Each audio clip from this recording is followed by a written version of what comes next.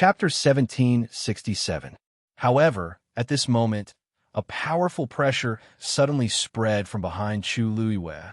She was startled and suddenly realized something. A pair of iron arms suddenly wrapped around her waist. A cold fragrance mixed with a faint, bitter, medicinal fragrance silently enveloped her. Chu Luiyue's tense mind instantly relaxed. She looked back and saw that Rongxiu had unknowingly appeared behind her. She looked up and fixed her gaze on Rongxiu. Then she was slightly stunned. That handsome and charming face did not have the slightest bit of haggard and fatigue. His phoenix-like eyes were deep and his brows were relaxed. Chu Luiyue was momentarily speechless and did not know what to say.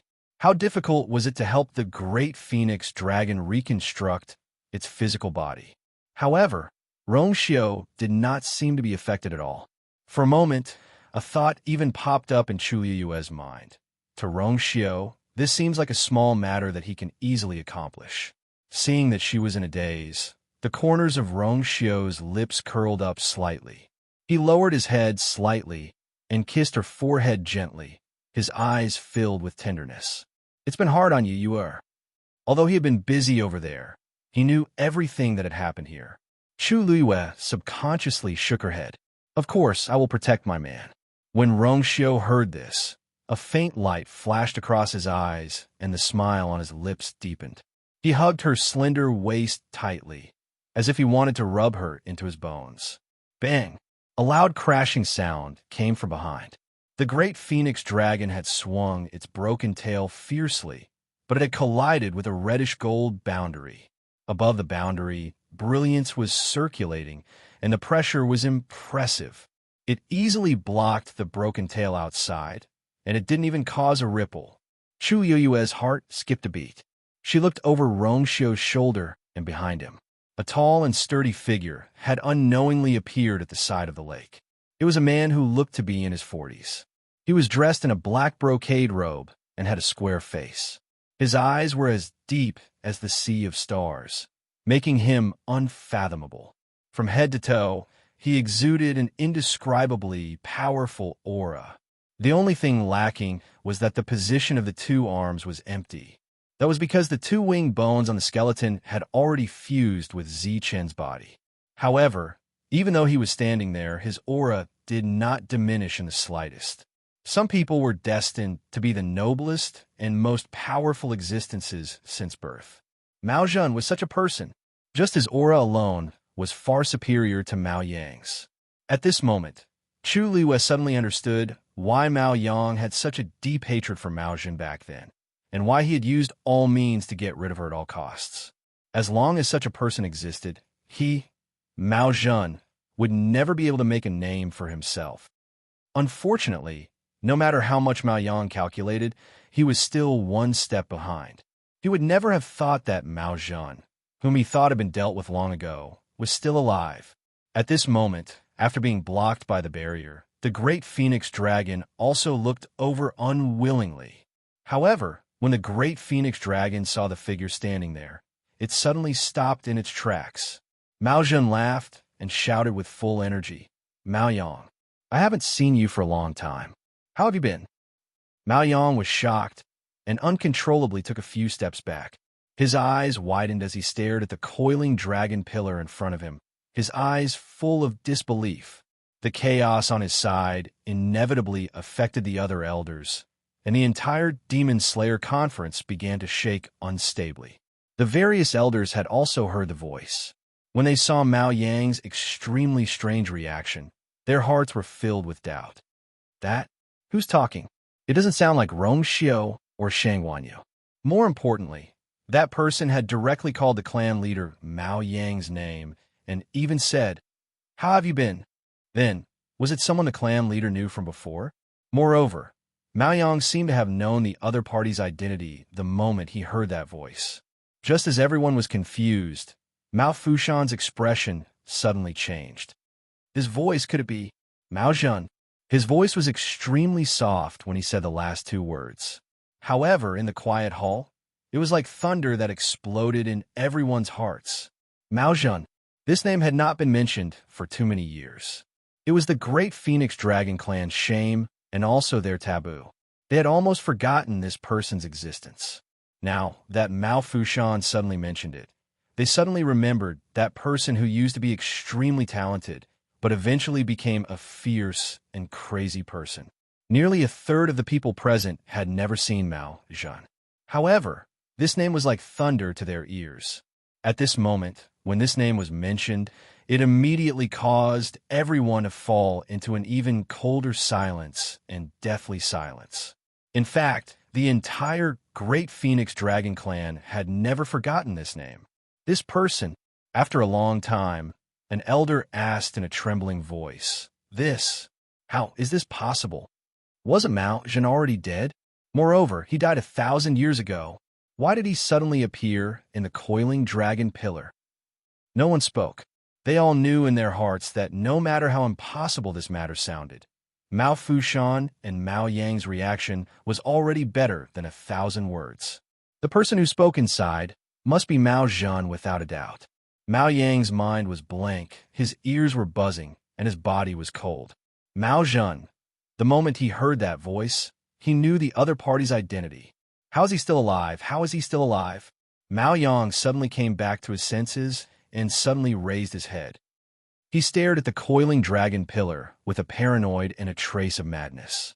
At this moment, countless thoughts flashed through his mind. Could it be that Mao Zhan had been hiding here for the past 1,000 years? Boom. The coiling dragon pillar suddenly shone brightly. The dragon carvings on the pillar seemed to have come alive at this moment. Every piece of its scales was shining brightly. At first glance, it was so lifelike that it seemed like it would fly up from the coiling dragon pillar at any time. Mao Yang's heart suddenly sank. He opened his mouth, and just as he was about to order everyone to gather and attack again, an incomparably powerful aura exploded from the dragon's body. Then, a terrifying force came rushing over. Mao Yang knew that something was wrong and wanted to retreat, but it was too late. Bang! The door of the Taishu temple suddenly broke open. A strong wind came and directly flipped Mao Yang over. His body instantly flew out uncontrollably and fell outside the door.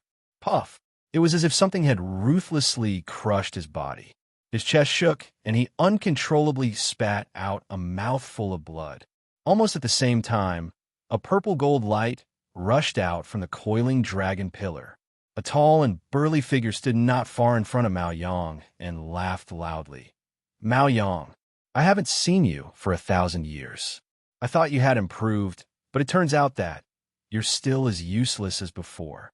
The people who were waiting in the square were stunned when they saw this scene. This is what's going on. Mobile users, please browse for a better reading experience from Love Network.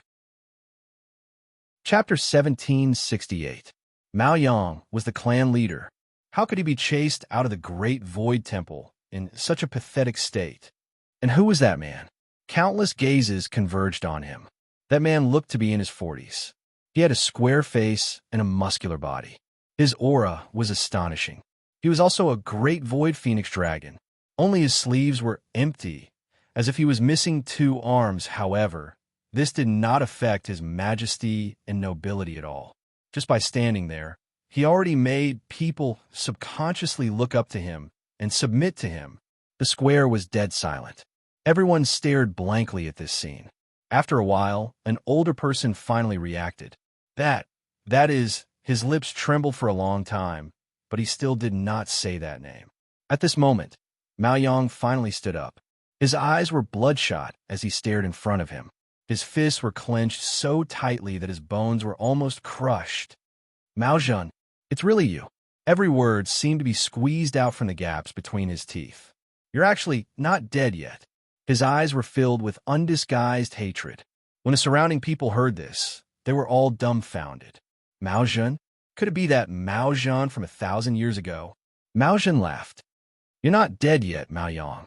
How can I die? I still have to live well, so that I can settle all the scores with you from back then. Mao Yang's heart seemed to be clenched by something, and his eyes flickered. However, he was not an ordinary person. To be able to fight his way out of the encirclement and become the clan leader was enough to prove his strength. Therefore, The guilt only lasted for a moment, and he quickly controlled his expression. He laughed and slowly wiped the blood from the corner of his mouth. Scores from back then? Mao Zhan, although I remember the friendship between you and me back then, you did something that let down the entire clan. Now that I'm a clan leader, I really can't plead for you, and I can't stand on your side. All these years, everyone thought that you had fallen, but I didn't expect you to secretly hide. You even hid in the Great Void Temple's coiling dragon pillar. You stayed there day and night. Don't you feel any guilt towards your ancestors and your clansmen? As soon as he said this, the crowd was in an uproar. I see. Not only did Mao Zhan not die, she even hid in the Great Void Temple. I didn't expect him to be Mao Zhan. His arrogance is exactly the same as the rumors. That's right, didn't they say that he had already died back then? How'd he end up? Also, the coiling dragon pillar. The people of our clan can only enter it once in their lifetime. Didn't he enter it before? How'd he manage to hide there for 1,000 years? That's true. Moreover, we've held many thousand peaks in the past 1,000 years. Why haven't we noticed his existence? He's a center of the clan, and it wasn't easy for him to drag out an ignoble existence until today. How could he casually expose himself? On the square, many people were discussing something in low voices. It could be seen that their attitude towards Mao Zhan was very disgusted and angry. People who killed their own kind and betrayed their own kind deserved to die. Mao Zhan had heard those words clearly. Mao Zhan could clearly see the look in those people's eyes.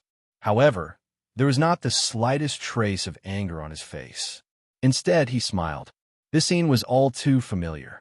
1,000 years ago, it was also here that those people convicted him, sentenced him, and sent him to hell. There were many details at that time that he could no longer remember clearly. However, he still clearly remembered the anger and unwillingness at that time, as well as the huge sense of betrayal and injustice.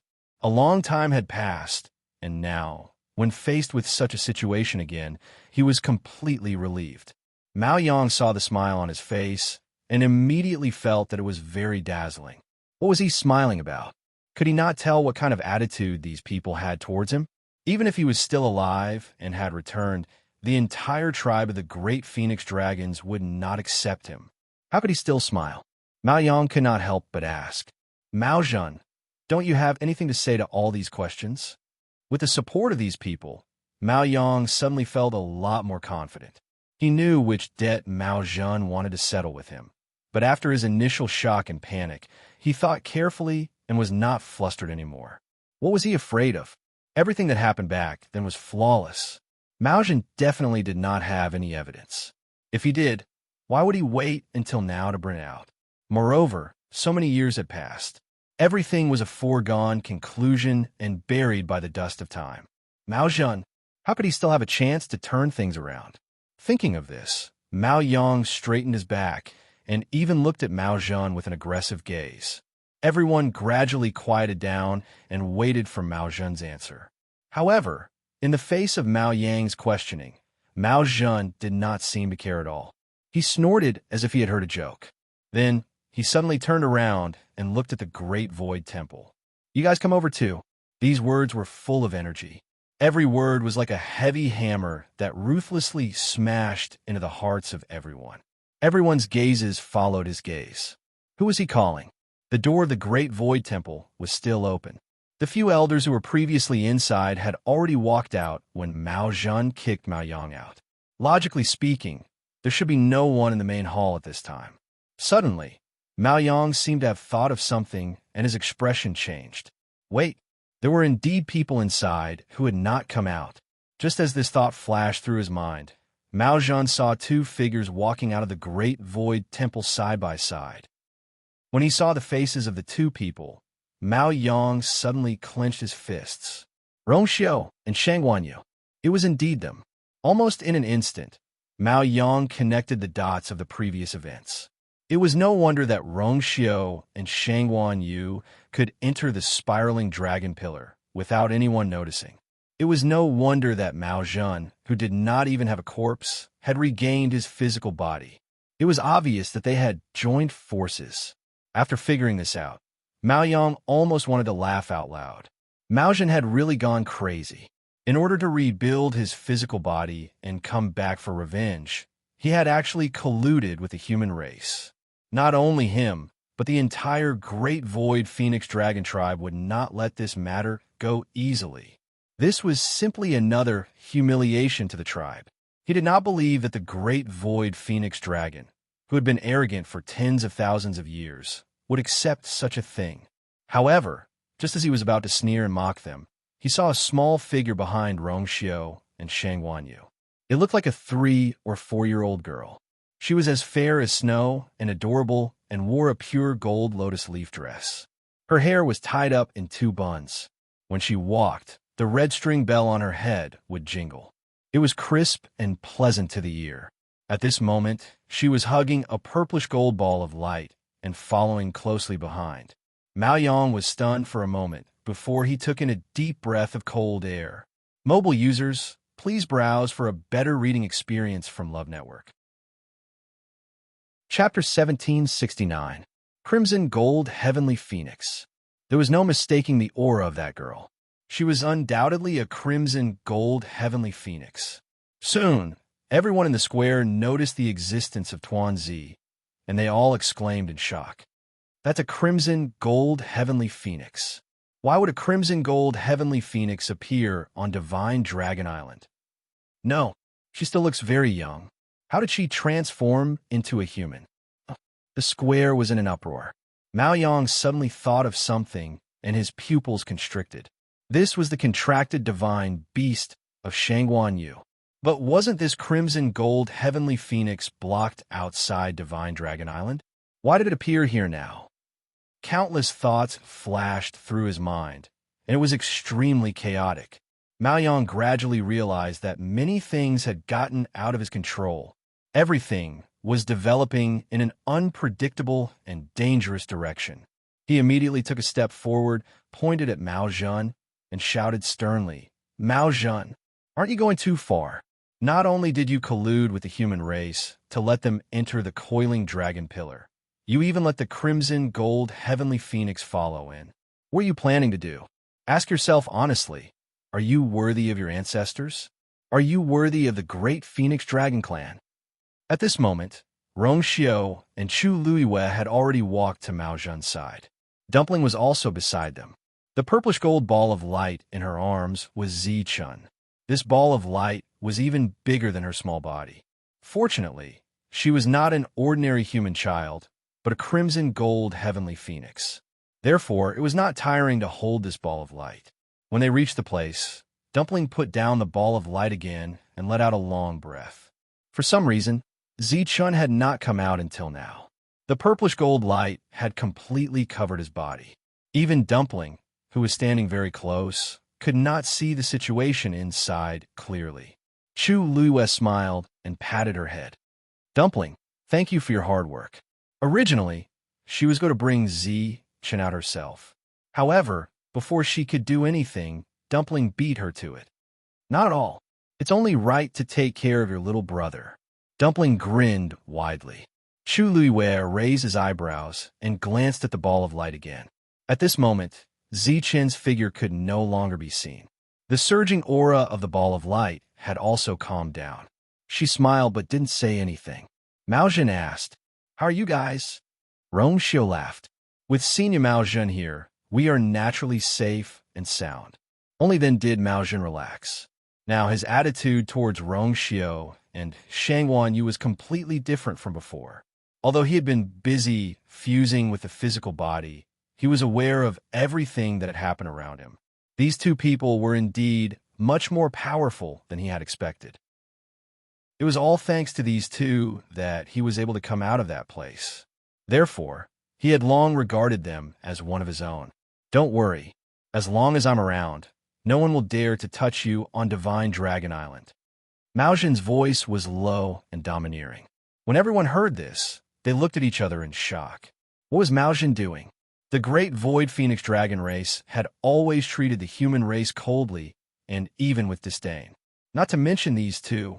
However, Mao Zhen had actually publicly protected them with such fanfare. Mao Yang almost laughed out loud. Mao Zhen's actions were undoubtedly cutting off his escape route. The dragon race would never accept such a person. What awaited him was still a dead end. He sneered. Mao Zhen, it seems like you're determined to betray the dragon race. Mao Zhen finally turned around and laughed. Mao Yang, I should be the one asking you these questions. Don't you feel guilty saying these words in front of the ancestors and the other dragon race? Mao Yang's heart sank. He was about to speak when Mao Zhen interrupted him. Oh, I almost forgot. This is what you're best at, isn't it? You did these things in the past. Naturally, you could do them now. Mao Zhen's words confused everyone. Mao Yang said with a cold face, I don't know what you're talking about. Mao Zhen, you committed a serious crime in the past and luckily escaped. Now you're doing it again. This time, no matter what, I have to deal with you to appease the ancestors in heaven. Men, take them all down, dead or alive. The square fell silent for a moment. Mao Fushan frowned and said, Patriarch, their identities are unusual, especially the crimson gold heavenly phoenix. If we kill them directly, I'm afraid there will be endless trouble in the future. Moreover, there are many things that have not been investigated. Mao Yang glanced at him. Elder Fushan, I know that you used to love Mao Zhen very much, but please take a look at what he has done. We've already done our duty by killing him directly. Don't tell me you still want to keep him here to harm our people. As for the two people in the crimson gold heavenly phoenix, they trespassed on our divine dragon island and even used some tricks to enter the great void temple. They deserve to die. No one had the right and position to plead for mercy for them. Mao Fushan frowned even more. He did admire Mao Zhen back then, but when it came to major issues, he knew what he should do and what he shouldn't do. Now, he just wanted to investigate some things. For example, how did Mao Zhen enter the Great Void Temple again and stay in the coiling dragon pillar for thousands of years? Also, what's up with his physical body? Also, the relationship between Rongxiu and the other person, Mao Zhen, and this entire incident. There were too many questions that had not been answered. Mao Yang did not seem to want to investigate at all. He did not know if it was his illusion. Mao Yang seemed to want to kill Mao Zhen and the others immediately. It was not an exaggeration to say that he could not wait. He only said a few words of advice, but Mao Yang's emotional reaction was very intense. It was really strange. Mao Zhen was wrong, but as the patriarch, it was not appropriate for Mao Yang to act like this. Seeing that Mao Fushan was rebuked by Mao Yang, the others felt that something was wrong, but they all fell silent. Mao Yang glanced around coldly. What are you waiting for? Swoosh. The surrounding elders all stepped forward. They were ready to take down these people together. Mao Zhen snorted. Mao Zhen, we haven't settled the score yet. Why are you in such a hurry? Since we're all here today, let's do the math. Mobile users, please browse and read. A better reading experience comes from Love Network. Chapter 1770. The moment Mao Zhen spoke, his powerful aura caused everyone to stop in their tracks.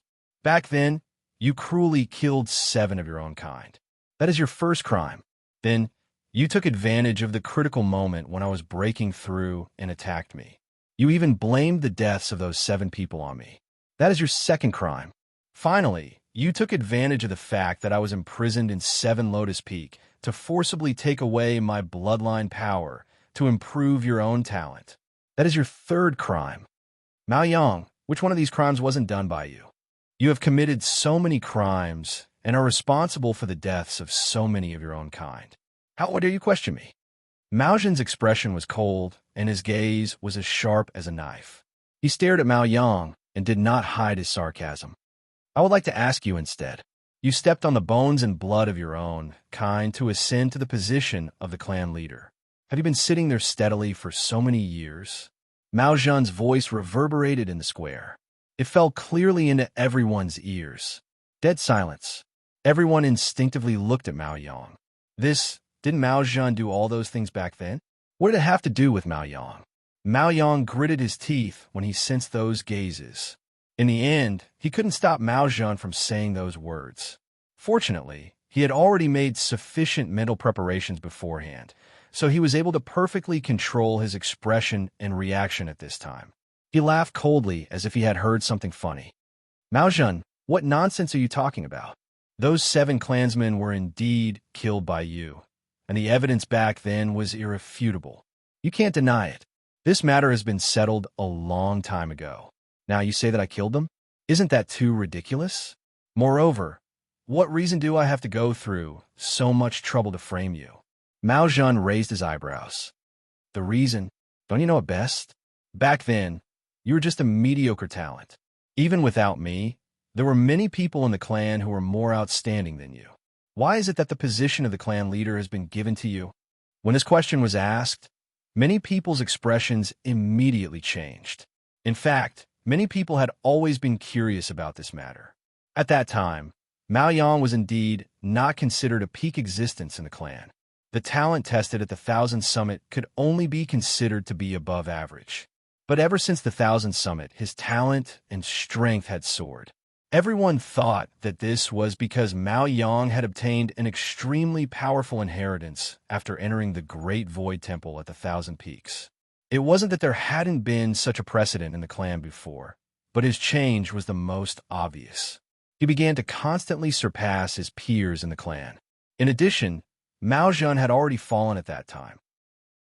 Without a doubt, he became the most outstanding one. Naturally, the position of the clan leader also fell into his hands. But now, Mao Zhan said that Mao Yang had seized his bloodline power. On second thought, it doesn't seem impossible. Mao Yang keenly sensed the change in the atmosphere around him. He was a little flustered in his heart, but he still pretended to be calm on the surface and sneered. You said I stole your bloodline power? Then how are you still alive today? Without the support of his bloodline, he would have died a long time ago. Mao Zhan laughed. Naturally, it's because I divided the bloodline power into several parts. You think you stole all of my bloodline power, but you don't know that it's only a small part. To think that you would treat such a small thing as a supreme treasure. Mao Yang, isn't your bloodline power too lowly? Moreover, your vision is so narrow that it's laughable. Mao Yang's face instantly stiffened, and there seemed to be a flame burning between his chest and abdomen. In fact, he had sensed that something was wrong a long time ago. Because after obtaining Mao Zhan's bloodline power, the growth of his talent was not as strong as he had expected. But gradually, he felt that this was not bad. On one hand, his talent and strength had indeed increased a lot. At the very least, it was enough for him to crush other people of the same clan.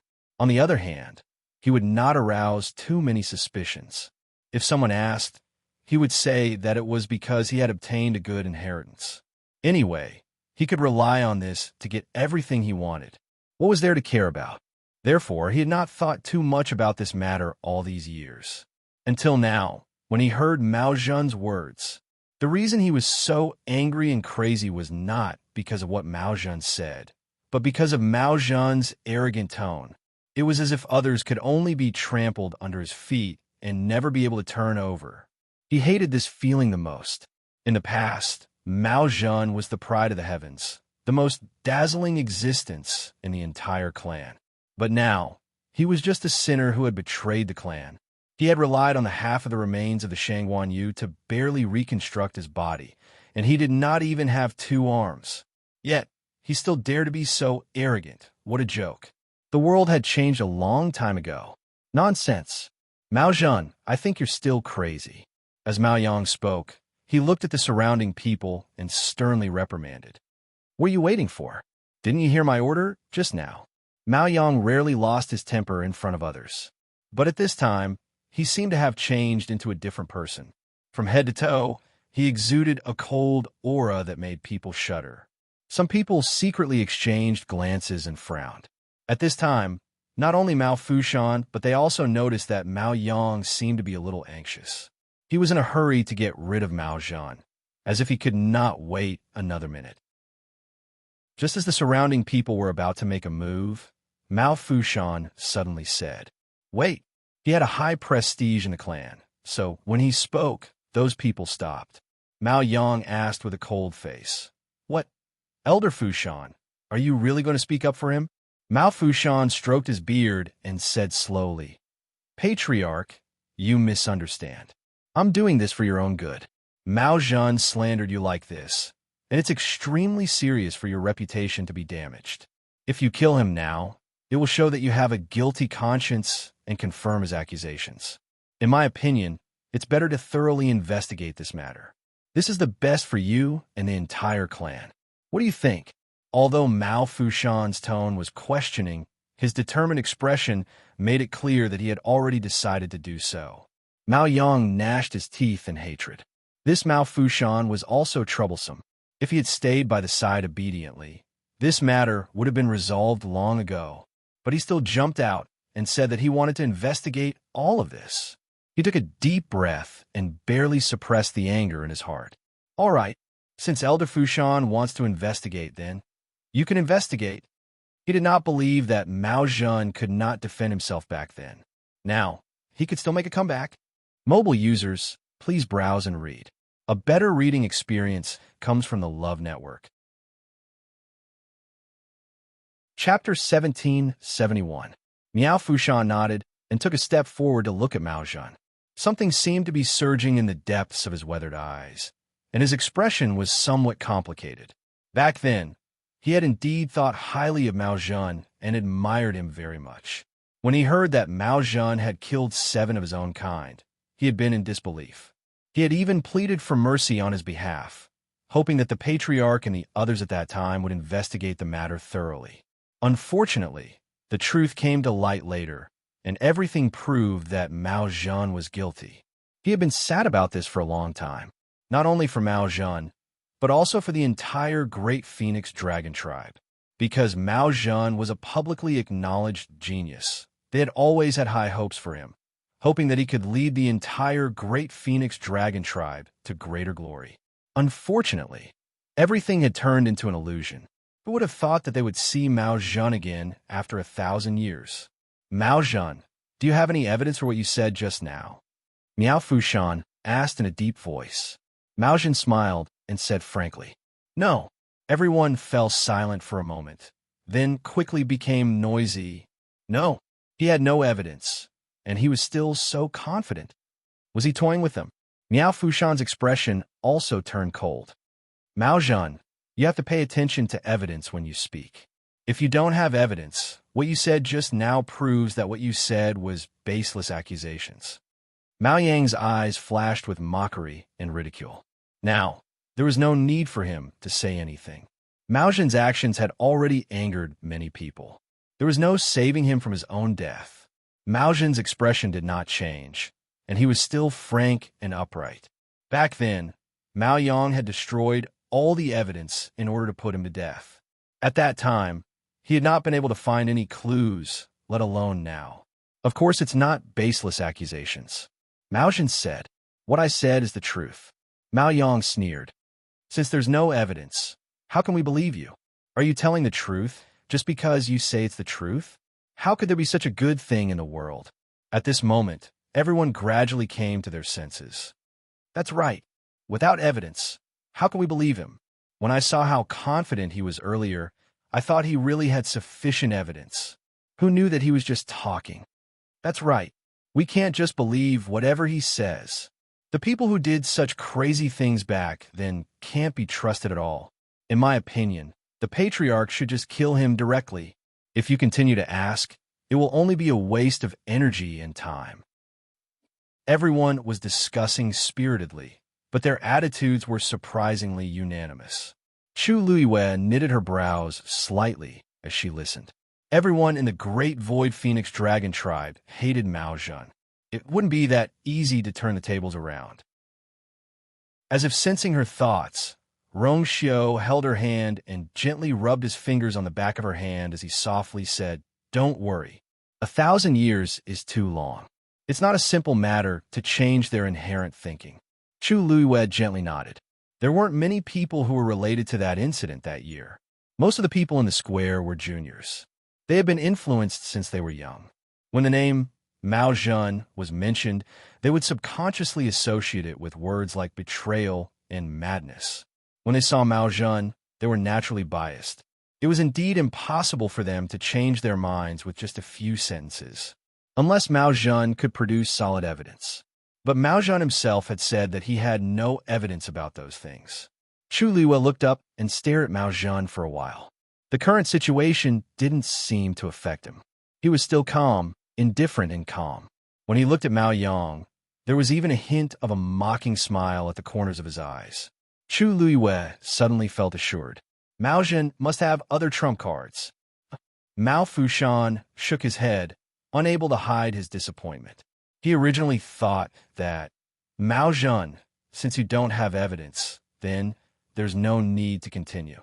Mao Fushan took a step back and raised his hand. The surrounding elders immediately stepped forward. Mao Yang's lips curled into a cold smile, but he quickly pursed it and lowered his eyes to hide the smugness in them. Mao Zhan must die today. However, at this moment, Mao Zhan suddenly laughed. I don't have evidence, but what I said just now is the truth. If you don't believe me, I don't care. Because the main purpose of my return today is to take back what belongs to me. As he spoke, he looked at Mao Yang. Mao Yang suddenly felt a chill down his spine. A wave of extremely dangerous aura suddenly attacked. He subconsciously looked up. He saw Mao Zhan looking at him with a faint smile. Mao Yang, you stole my bloodline power back then. After using it for so many years, it's time to return it. As soon as he finished speaking, a purple-gold flame suddenly erupted from his body. At the same time, two faint explosions suddenly came from Mao Yang's back. Bang bang. Two bloody holes appeared on both sides of his shoulder blades. Blood splattered everywhere. Immediately after, flames suddenly burned at the wounds. The blazing flames caused the temperature of the entire square to rise rapidly. Everyone was shocked. Mao Zhan's bloodline power was actually as rich and rich as before. Mao Yang also panicked. He could clearly feel that the power in his body was rapidly flowing away. Mao Zhan, you Chi-Chi. Before he could finish his sentence, the two balls of flames suddenly turned into knives and ruthlessly cut off Mao Yang's two arms. Then, with blood and wind, he went straight for Mao Zhan. Digression. Starting from 10 o'clock tonight, Xiaoxiang will be free for 24 hours, so the update on the 10th will be released at 10 o'clock at night. Then, Shuqing's free time will be 2 hours later than Xiaoxiang, so the real update will start in the early morning of the 11th. Mobile users, please browse and read. A better reading experience comes from Love Network. Chapter 1772. Ah! Mao Yang screamed as his body fell heavily to the ground. Excruciating pain came from his shoulders. It was so painful that he was trembling all over. His two arms had fallen not far from his eyes. Mao Yang's pupils shrank as he saw his two arms lying on the ground, dripping with blood. His body trembled even more violently. An indescribable fear surged from the bottom of his heart. The crowd in the square was also stunned by this scene. Everything happened too quickly. Before they could even react to what had happened, they saw Mao Yang's two arms being chopped off. On the other hand, Mao Zhan's situation was completely different from Mao Yang's. The two balls of flames flew to his front and landed lightly on his shoulders. They quickly transformed into two arms. In the dazzling light, one could vaguely see streaks of blood. A faint smell of blood permeated the air. Chu Liwa was shocked and instinctively looked at Rongxiao. Rongxiao's lips curved slightly, and he nodded affirmatively. Chu Liwa widened his eyes slightly. Mao Zhan had taken back his bloodline power and restored his physical body to its original state. Such boldness and strength were really rare. Because of the pain, the veins on Mao Zhan's forehead and neck were bulging. There was even a trace of madness in his eyes. Forcibly regrowing his arms was different from asking Rongxiao to help him rebuild his physical body. From a certain point of view, this meant that they had to endure more danger and torture. After all, one was starting from scratch, while the other was breaking it and starting from the beginning. The latter was obviously more difficult, but Mao Zhan still did it without hesitation. As the two arms gradually formed, Mao Zhan's aura rose again. The few elders standing at the front were unable to withstand the pressure and took a few steps back.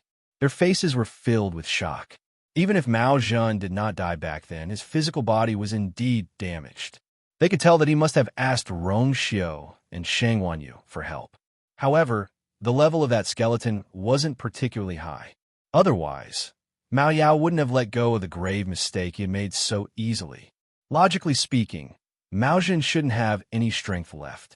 But now, not only did he easily defeat Mao Yang, his own cultivation base was still rising. Miao Fushan's expression was complicated. Mao Zedong, she was still the Mao Zedong from back then. At that time, he was the most outstanding genius in the entire clan. Most of the juniors had only heard that he had brutally killed his own kind and had gone mad.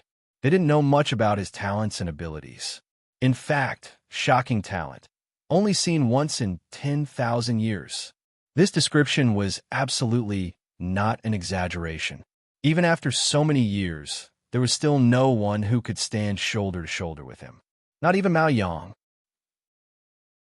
Everyone stared at Mao Zedong with their mouths agape, deeply shocked by the scene before them.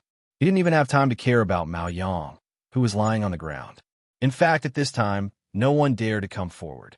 Mao Zedong could easily cut off both of Mao Yang's arms and forcibly take away the two balls of flames that contained powerful power from his body. This was enough to explain the problem. That power must have belonged to Mao Zedong. If he wanted to take back his bloodline power, who could stop him? In other words, at least this part of what he said just now was absolutely true. Many people's hearts were filled with doubts and confusion. If this was true, then what about the others? Who killed the 7 of his own kind back then?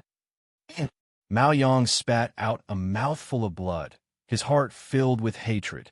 He wanted to stand up, but without both of his arms, this movement became very difficult. After several attempts, he finally succeeded. But at this time, his body was covered in dirty blood, and he looked extremely miserable. He no longer had the glory and honor of being the clan leader. He stared at Mao Zedong not far away. His eyes dyed with a layer of scarlet. No wonder Mao Zedong was so bold. So there was still such a move, saying that there was no evidence. It was all nonsense. Mao Zedong was clearly waiting for him here. Mao Yang's hatred for Mao Zedong had reached its peak. He knew very well that no matter what the result was today, his reputation, his status, his everything, would be in jeopardy. He spat out a mouthful of blood and sternly said, "Everyone, listen to my order. Mao Zedong has evil intentions. Kill him on the spot." But as his voice fell, no one in the square moved. Mao Yang looked around as if he had gone mad. "What are all of you rebelling? You even turned a deaf ear to this clan leader's order." Mao Fushan looked at him and said indifferently, "Clan leader, now that the truth is gradually emerging, how can we act? But you still haven't explained clearly why Mao Zedong's bloodline power is in your body. I thought that Mao Yang had obtained an excellent inheritance that allowed him to advance by leaps and bounds. But now it seems that there might be a great secret hidden here." Mao Fushan's question left Mao Fushan speechless. His Adam's apple bobbed and his lips trembled, but he did not say anything. How would he explain? There was no way to explain this at all. They were all from the same clan, and they all understood the power of bloodlines. It was impossible for him to fool them. Looking at his reaction, Mao Fushan's guess was confirmed. He closed his eyes and sighed softly. "Why?" Mao Yang's heart turned cold. "Elder Fushan, you would rather listen to the words of a lunatic than believe me?" Mao Fushan paused. "Clan leader, who is the crazy person?" Mobile users, please browse and read. A better reading experience comes from the Love Network. Chapter 1773. Mao Yang was suddenly at a loss for words. Miao Fushan stared into his eyes, his gaze as sharp as a knife. It was as if he wanted to cut him open and see everything. At this moment, Mao Yang suddenly realized that Miao Fushan no longer trusted him. He subconsciously avoided Miao Fushan's gaze. However, the gazes from all directions were faintly converging on him at this moment, causing him to feel as if there were daggers at his back. The feeling of uneasiness grew. Mao Yang's breathing became rapid, his heart beating violently, to the point that he could no longer care about the pain in his body. Miao Fushan retracted his gaze and looked at Mao Zhan. However, he had already made a decision in his heart. He was very familiar with both Mao Zhan and Mao Yang. The current Mao Zhan, on the surface, looked as arrogant as before, but his eyes were firm and restrained from beginning to end. He did not look mad at all. On the other hand, Mao Yang was different. Ever since he knew that Rong Xiao and Shang Guanyu had quietly left Seven Lotus Peak and entered the coiling dragon pillar of the Temple of Void, he had been in a very strange state. Compared to before, not only had he become irritable, but he had also become impulsive. This state reached its peak after seeing Mao Zhan appear. If Mao Yang was really innocent back then, why did he not let Mao Zhan finish? Why did he not agree to let them find out the truth? The answer was obvious. The pain in his body gradually subsided. Mao Zhan slowly opened his eyes and looked down his arms. It's really been a long time. He clenched his fists lightly, feeling the surging power in his body, and sighed softly. Back then, Mao Yang had purposely chosen to attack him when he was at his weakest to succeed. He had also tried to defend himself, but unfortunately, no one believed him back then. Even if he wanted revenge, he was already an arrow at the end of its flight. There was nothing he could do. In the end, he could only choose to hibernate in the coiling dragon pillar. This wait lasted for over 1,000 years. He had once thought that there was no hope for him to come out. Fortunately, the heavens took pity on him and gave him another chance. Almost at the same time, the purple gold light next to Dumpling suddenly moved. The void trembled and ripples spread out. Chu Liwa looked back, his eyes moving slightly. Then, a slender hand reached out from the ball of light. Dumpling suddenly widened her eyes. Hand? A human hand?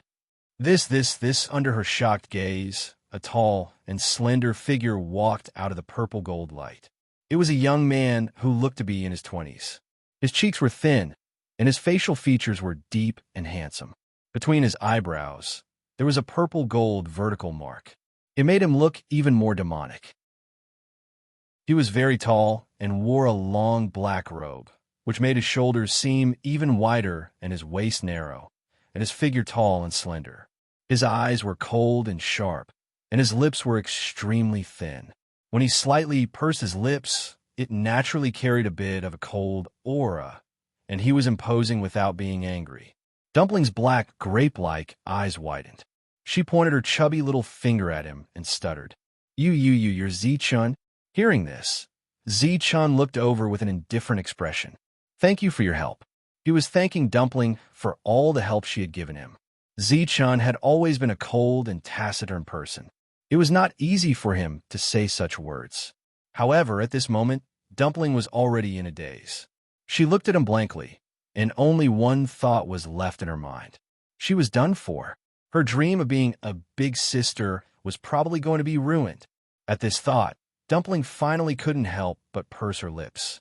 She felt very wronged and disappointed.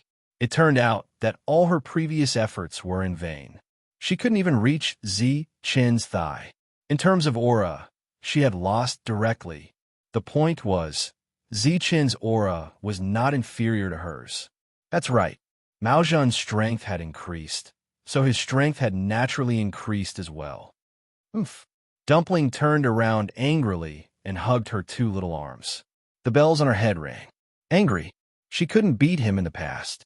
After breaking through and becoming a crimson gold celestial phoenix, she had a better chance of winning. But how many days had it been since they started to enjoy this good life? Dumpling was overcome with sorrow and felt that she was really pitiful. Zi-chen looked at her small back, and a trace of surprise flashed across his face. But soon he understood something. His thin lips pursed, and a faint trace of helplessness flashed across his eyes. She really had a childish temper. Chu Lua looked at Zi-chun and was also quite surprised. She had already guessed that Zi-chan must be up to something when he didn't come out for so long. But she only thought that he was about to break through. She didn't expect him to directly transform into a human form. One had to know that in the world, only two great ancient mythical beasts could do this. Other than the crimson gold celestial phoenix and the great phoenix dragon, no other magical beast could do this, no matter how outstanding they were. This miracle was most likely because Zi-chun had two wing bones of the great phoenix dragon in his body and also fused with a part of the bloodline power. Of course, the most important person in this was Mao Zhan. If she hadn't used that skeleton to reconstruct her physical body and spur Zi-chun on, this probably wouldn't have happened. But no matter what, this was a good thing. Sensing her gaze, Zi-chun also looked over. He walked forward and stopped 3 steps away from Chu Luiyue, nodded, and bowed. "Greetings, Master." Chu Luiyue's lips curved into a smile. "Zi-chun, congratulations." Suddenly, a softball pounced on him. Dumpling hugged Chu Luiyue's leg tightly and looked up at her. Ayu likes me the most, doesn't she? She must be Yu's favorite." Zi-chun listened with an indifferent expression. He didn't care about this kind of thing. Ever since Chu Luiyue helped him reconstruct his physical body and let him come back to life, he had already recognized Chu Luiyue as his only master. There was no need to say anything more. He would always be loyal to her. As for Dumpling, she had been with Chu Luiyue since she was young. She was young and had a pure and innocent personality, so it was inevitable that she would care about these things. Chu Luiyue didn't know whether to laugh or cry. She gently pinched her face and coaxed. "Of course, Dumpling is so cute. Of course, I like Dumpling the most." As soon as she finished speaking, the temperature around her suddenly dropped. Rongxiu raised his eyebrows and smiled faintly. "Oh, mobile users, please browse and read. A better reading experience comes from Love Network." Chapter 1774. Chu Luiyue's back stiffened, and she subconsciously looked at Rongxiu.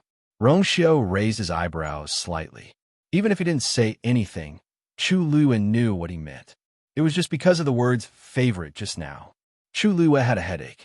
Dumpling was a crimson gold heavenly phoenix, her contracted magical beast. What was there to fight about? Now that the situation was so complicated, they were actually fighting about this. Chu Luiyue felt very tired. She finally understood. Children were hard to coax. Men were also hard to coax. She coughed. "I like all of them, ahem. I like all of them." As she spoke, she reached out and held Rongxiu's hand, her fingertips gently rubbing his palm twice. It was a little itchy, Rongxiu thought, but it was very delightful. The corners of his lips curled up, and he held her hand tightly. Only then did he stop. Dumpling didn't notice this. She just hugged Chu Luiyue's thigh, pressed her face against it, and rubbed it intimately. "I don't care. Anyway, Ayu said that she liked it the most." She raised her face proudly and raised her eyebrows provocatively at Zi-chun. When she grew taller, she would definitely take him in as her little brother. Zi-chun's eyes moved slightly, and then he looked away. The crowd in the square fell into a moment of dead silence because of Zi-chun's appearance. But soon, they started to clamor again. "That's the legendary three-eyed eagle? Why did he transform into a human? It's really strange. Don't you feel that he has the aura of our great phoenix dragon race? Isn't that normal?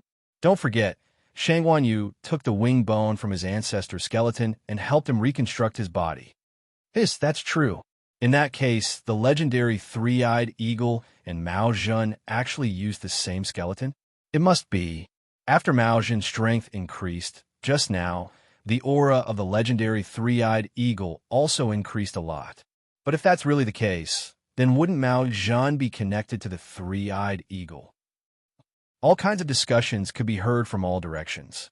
Many people's expressions changed when they realized the special relationship between Mao Zhan and Zi-chun. The legendary three-eyed eagle was considered to be of a higher level among the divine beasts, but it was still incomparable to them. Now that something like this had happened, it was truly strange. The more he thought about it, the more uncomfortable he felt. Mao Yang was so angry that he laughed. "Elder Fushan, is this the person you chose to believe in? Such behavior is no different from betraying the clan. Even if he, Mao Yang, couldn't become the patriarch, it definitely wouldn't be Mao Zhan." Miao Fushan's expression was solemn, but he didn't say anything. Actually, he could roughly guess why Mao Zhan would do this.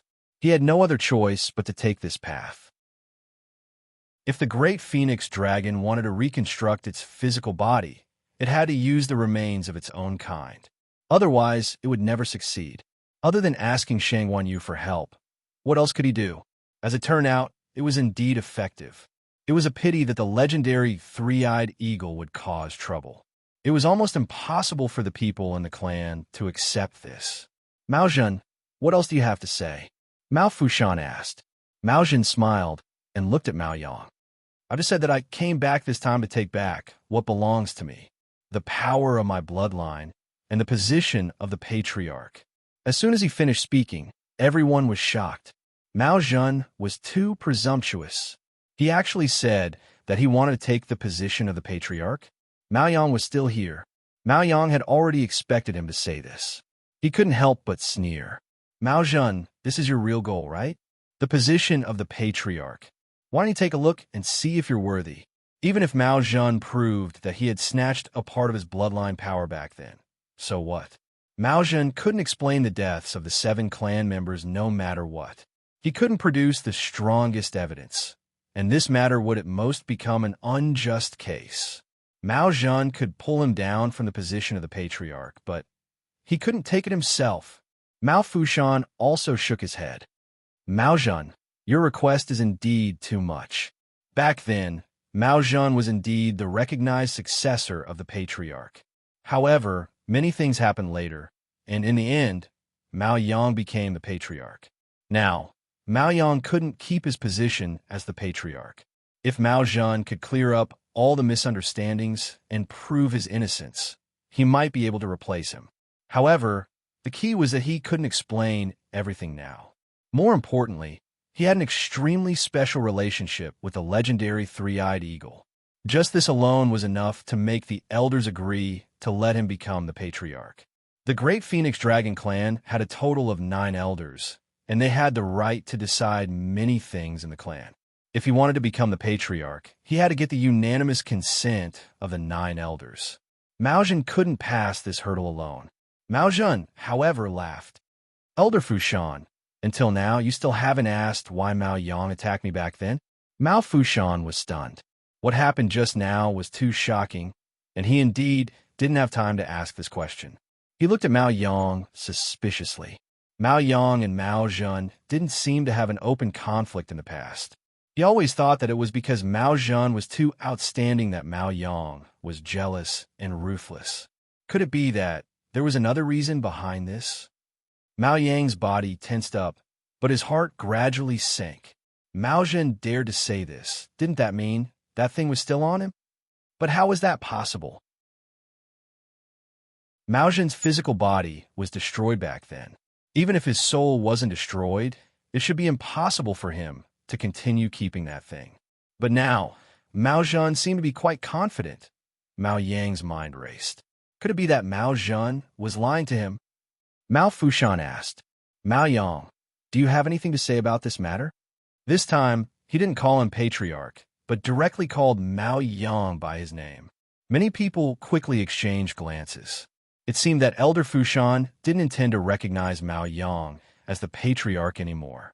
When Mao Yang heard this, the corners of his eyes twitched violently. He suppressed the surging emotions in his heart and sneered sarcastically. If you want to condemn someone, why worry about the pretext? Elder Fushan, since you don't believe me, why ask again? I think you might as well ask Mao Zhen directly. Let's see what kind of answer he can give. Mao Zhen laughed. Mao Yang, since you don't want to say it, then I'll say it. He took a step forward, and the aura around him suddenly fluctuated violently. Then, a totem appeared between his eyebrows. At the same time, a purple gold stream of light gushed out from the totem, and then behind him, it transformed into a huge great phoenix dragon. Roar! An indescribable pressure that seemed to come from ancient times silently descended. Mao Fushan's expression changed. The might of the ancestors. Mobile users, please browse and read. A better reading experience comes from the Love Network.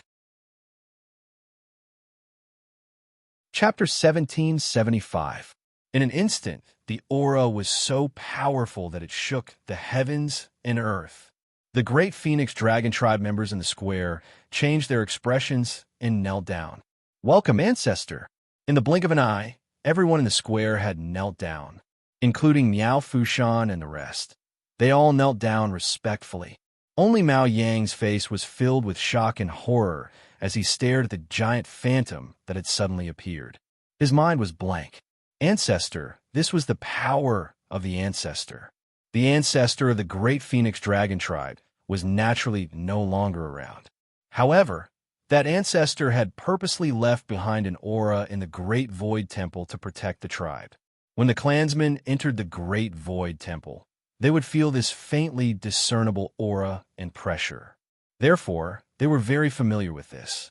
It was precisely because of this that as soon as the illusory figure appeared, its vast aura suffused the surroundings and instantly caused everyone present to submit to it. Mao Yang's legs trembled, and a sense of emptiness surged around him. He was on the verge of collapse, as if he could not stand and fall to the ground at any time. He was well aware of what the scene before him meant. The Ancestor's inheritance was indeed still in Mao Zhen's body. And looking at the situation, Mao Zhen might have completely comprehended it. How could this be? How could this be? Mao Zhen raised her eyebrows and looked at Mao Yang. "Mao Yang, why didn't you kneel when you saw the Taizu?" Mao Yang suddenly regained his senses, and his face turned pale. Before he could react, the image of the great Phoenix Dragon suddenly roared towards the sky. Roar! An extremely heavy force pressed down on Mao Yang's shoulder. Plop! His body swayed, and he knelt heavily on the ground. There was a muffled sound. At the same time, there was the sound of bones cracking. The force was so strong that it directly smashed Mao Yang's knee into the ground, and the surrounding cracks spread. His body trembled even more violently, and his face turned even paler. The Ancestor's power was indeed not to be underestimated. With just this, the bones in his knee were directly broken. When everyone heard this sound, they all looked over. When they saw Mao Yang's current sorry state, they had different expressions. Who would have thought that clan leader Mao Yang, who had always been glorious and honorable, would actually be in such a difficult situation one day? The might of the Ancestors descended and directly punished Mao Yang. This time, everyone was even more afraid to approach him, and no one dared to speak up for him. Although the patriarch status in the clan was extremely high, the current situation was special. Mao Yang had obviously used dishonorable means to seize a portion of Mao Zhen's bloodline power and use it to ascend to the position of patriarch. Just this point alone was enough for the 9 elders to join hands and remove him from the position of clan leader. Not to mention, the might of the Ancestors had also descended. Of course, they were led by their ancestors. Mao Zhen looked at Miao Fushan and the others. "Elders, please get up first. I still need all of you to be present as witnesses for the rest of the events." Hearing his words, the various elders, including Miao Fushan, first looked at each other a few times before standing up uneasily. It wasn't that they were too cowardly, but that too many things had happened today, and it was too horrifying. No one would believe it, even if he told others about it. In the end, they focused their gazes on Miao Fushan. He was the most senior existence here, and his words carried the most weight. It was naturally best for him to step forward. Although Miao Fushan looked calm on the surface, his heart was in turmoil. After some thought, he stepped forward and clasped his hands at Mao Zhen. Of course, this bow was for the phantom of the Ancestors above Mao Zhen's head. After bowing respectfully, Miao Fushan looked at Mao Zhen again. He had already guessed something in his heart, but he didn't dare to be sure. "Mao Zhen, how did you summon the might of the Ancestors?" Miao Fushan spoke very slowly. His question was very clear and cautious. Everyone pricked up their ears, because this was what they were most curious about. After all, no one had ever done this in 10,000 years. Now that Mao Zhen had done it, how could they not be shocked? Mao Zhen laughed and said in a clear voice, "Elder Fushan, this is the question I asked you before. Back then, the most important reason why Mao Yang spent so much effort and spared no expense to kill me was that I obtained the inheritance of the ancestors at the Thousand Summit. Countless people sucked in a cold breath. The inheritance of the ancestors. For so many years, no one in the great Phoenix Dragon race had obtained it. But they didn't expect that Mao Zhan had already. Miao Fushan was also taken aback and subconsciously asked, "What did you say?" Back then, you obtained the inheritance of the ancestors at the Thousand Summit. Mao Zhan smiled and said nothing. But this was equivalent to admitting it. In fact, even if he didn't say it, everyone knew that it was true. In an instant, countless images appeared in Miao Fushan's mind. It was as if there was a string that finally connected those fragments together. No wonder Mao Yang wanted to kill him. No wonder he could escape from the desperate situation back then and hide in the coiling dragon pillar for 1,000 years. No wonder he could survive 1,000 years without being defeated, even though he only had a soul. Now, there was an explanation for all of this. He had the inheritance of the ancestors. Mao Zhan, he was the heir chosen by the ancestors. But why didn't we know about this? Only Mao Yang. Miao Fushan was puzzled. Under normal circumstances, the people of the race wouldn't say what inheritance they obtained from the coiling dragon pillar, and no one would ask about it in detail. But Mao Zhan's situation, he should have said it directly. If he had said it back then, the position of the patriarch would have fallen into his hands. How could he have given Mao Yang the chance to cause so much trouble? Mao Zhan laughed self-deprecatingly. This is really my fault.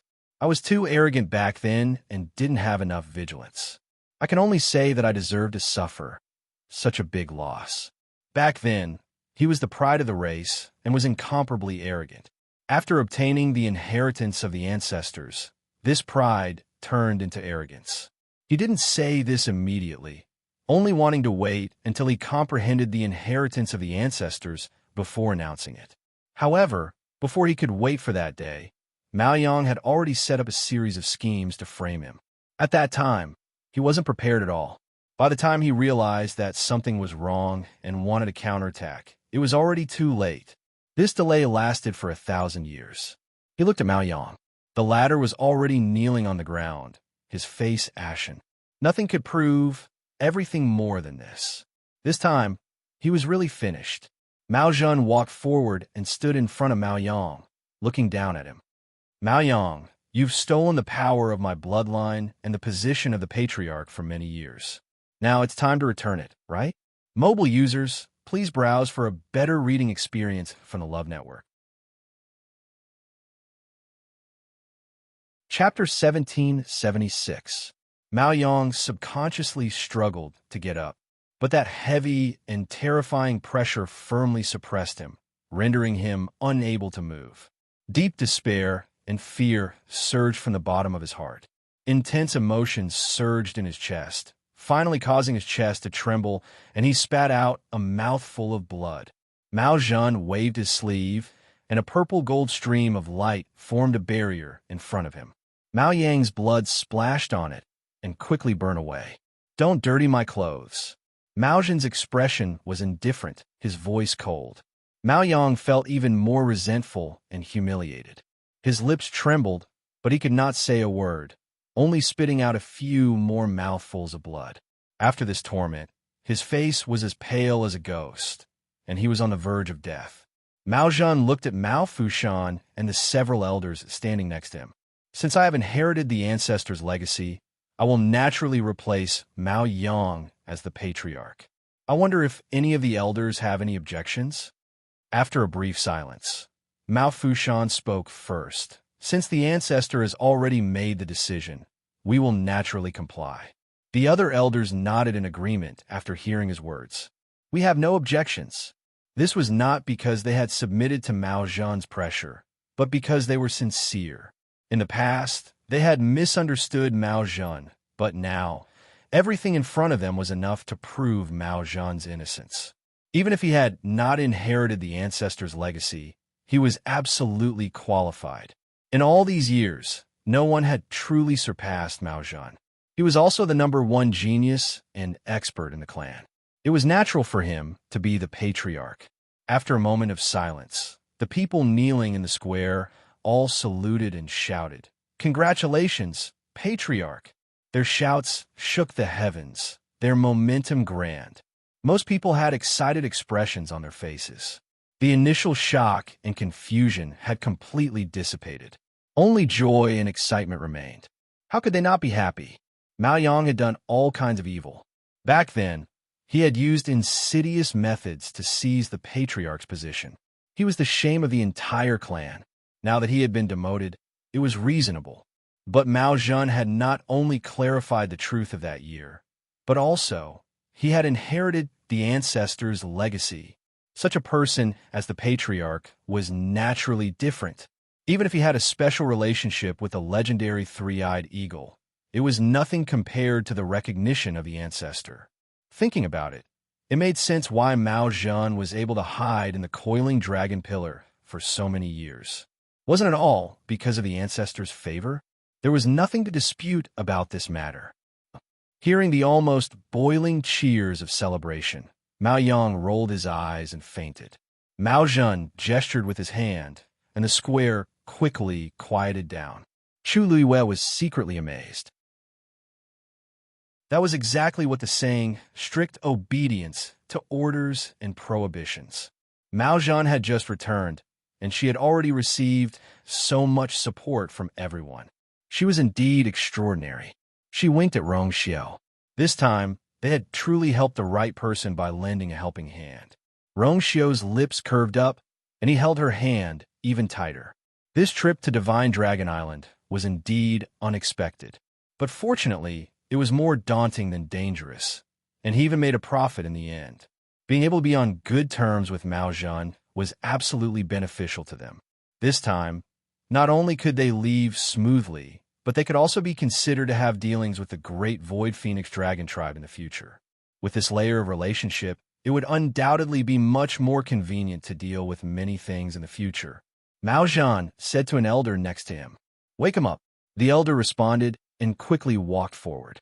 He grabbed Mao Yang's collar and gave him 2 resounding slaps without saying a word. Mao Yang's face quickly swelled up, and he was also awakened by the sharp pain. He opened his eyes angrily and saw Mao Zedong and the elder in front of him who was about to give him a 3rd slap. He immediately understood. He was still here. In an instant, the anger and hatred in his heart turned into panic and fear. He subconsciously shrank back, but his collar was grabbed tightly, and he could not move at all. At this time, he had lost both of his arms, and he had no strength to resist. Mao Zedong smiled, but to Mao Yang, this smile was no different from a devil's. "Mao Yang, I know you want a clean death, but how can there be so many things in this world?" Mao Yang immediately had an ominous premonition. What are you doing?" he asked anxiously and hurriedly. Mao Zedong raised his hand. A piece of purple gold scale armor suddenly appeared in his palm. Then, a dazzling light suddenly flew out from between his eyebrows. It enveloped Mao Yang. The elder immediately let go of his hand and took a few steps back.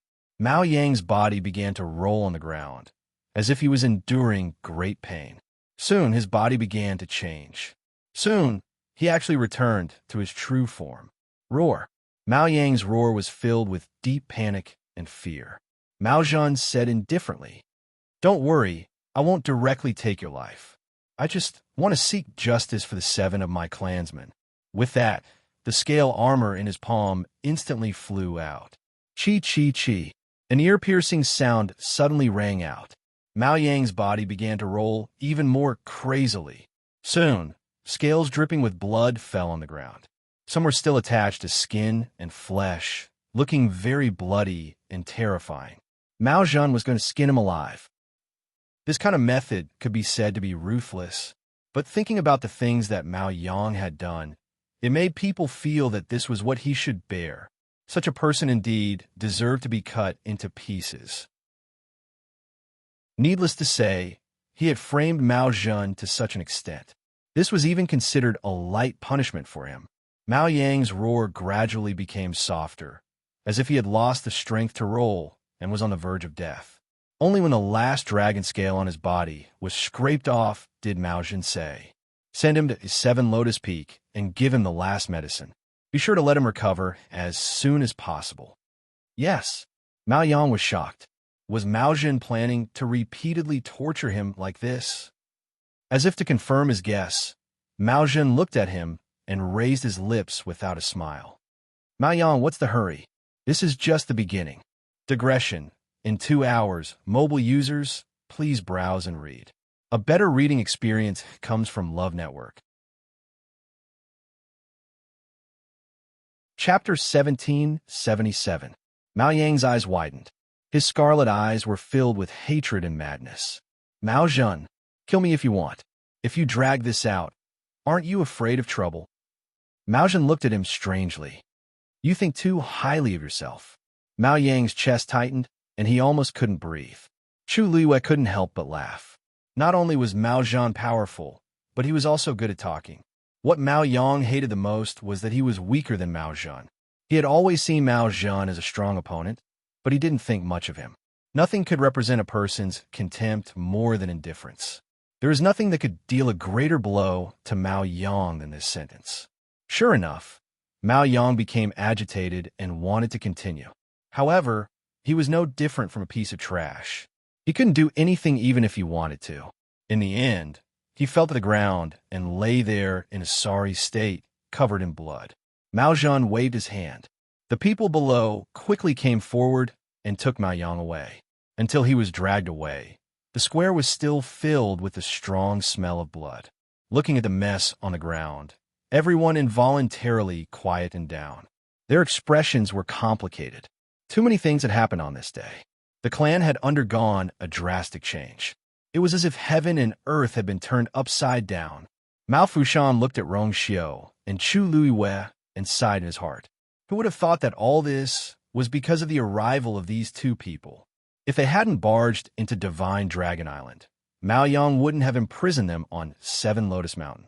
They wouldn't have found the opportunity to enter the coiling dragon pillar of the Great Void Temple and help Mao Zhen reconstruct his body.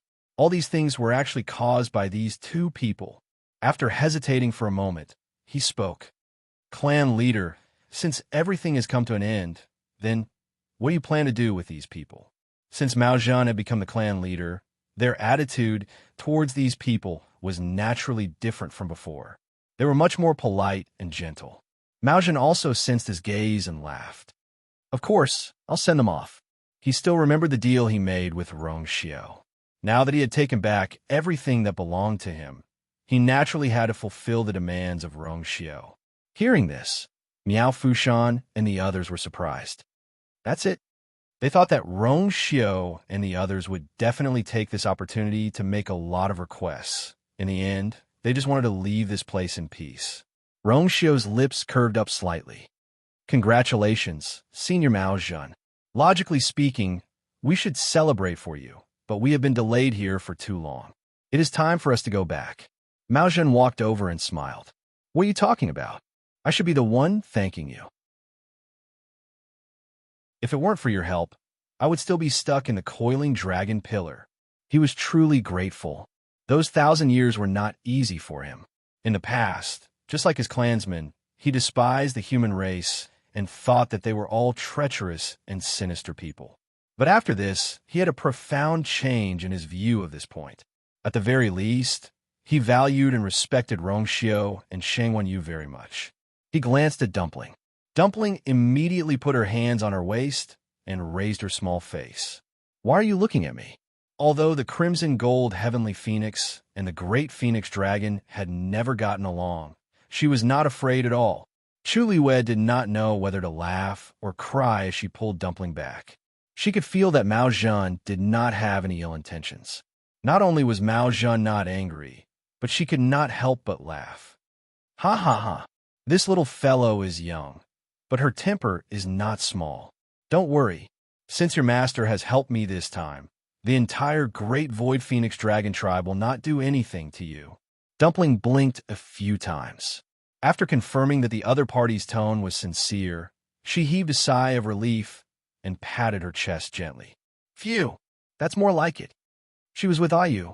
Mao Zhen's smile deepened. She looked at Dumpling and felt a little fond of her. Yi Zhao is really lucky. Dumpling's talent was obviously very outstanding. Her soft and cute appearance was especially lovable.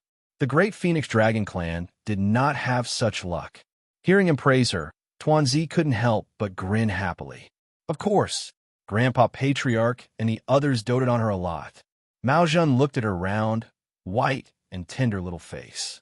She wanted to go up and pinch it, but she held back in the end. Let's go. I'll personally send you out. Outside Divine Dragon Island, time passed exceptionally slowly.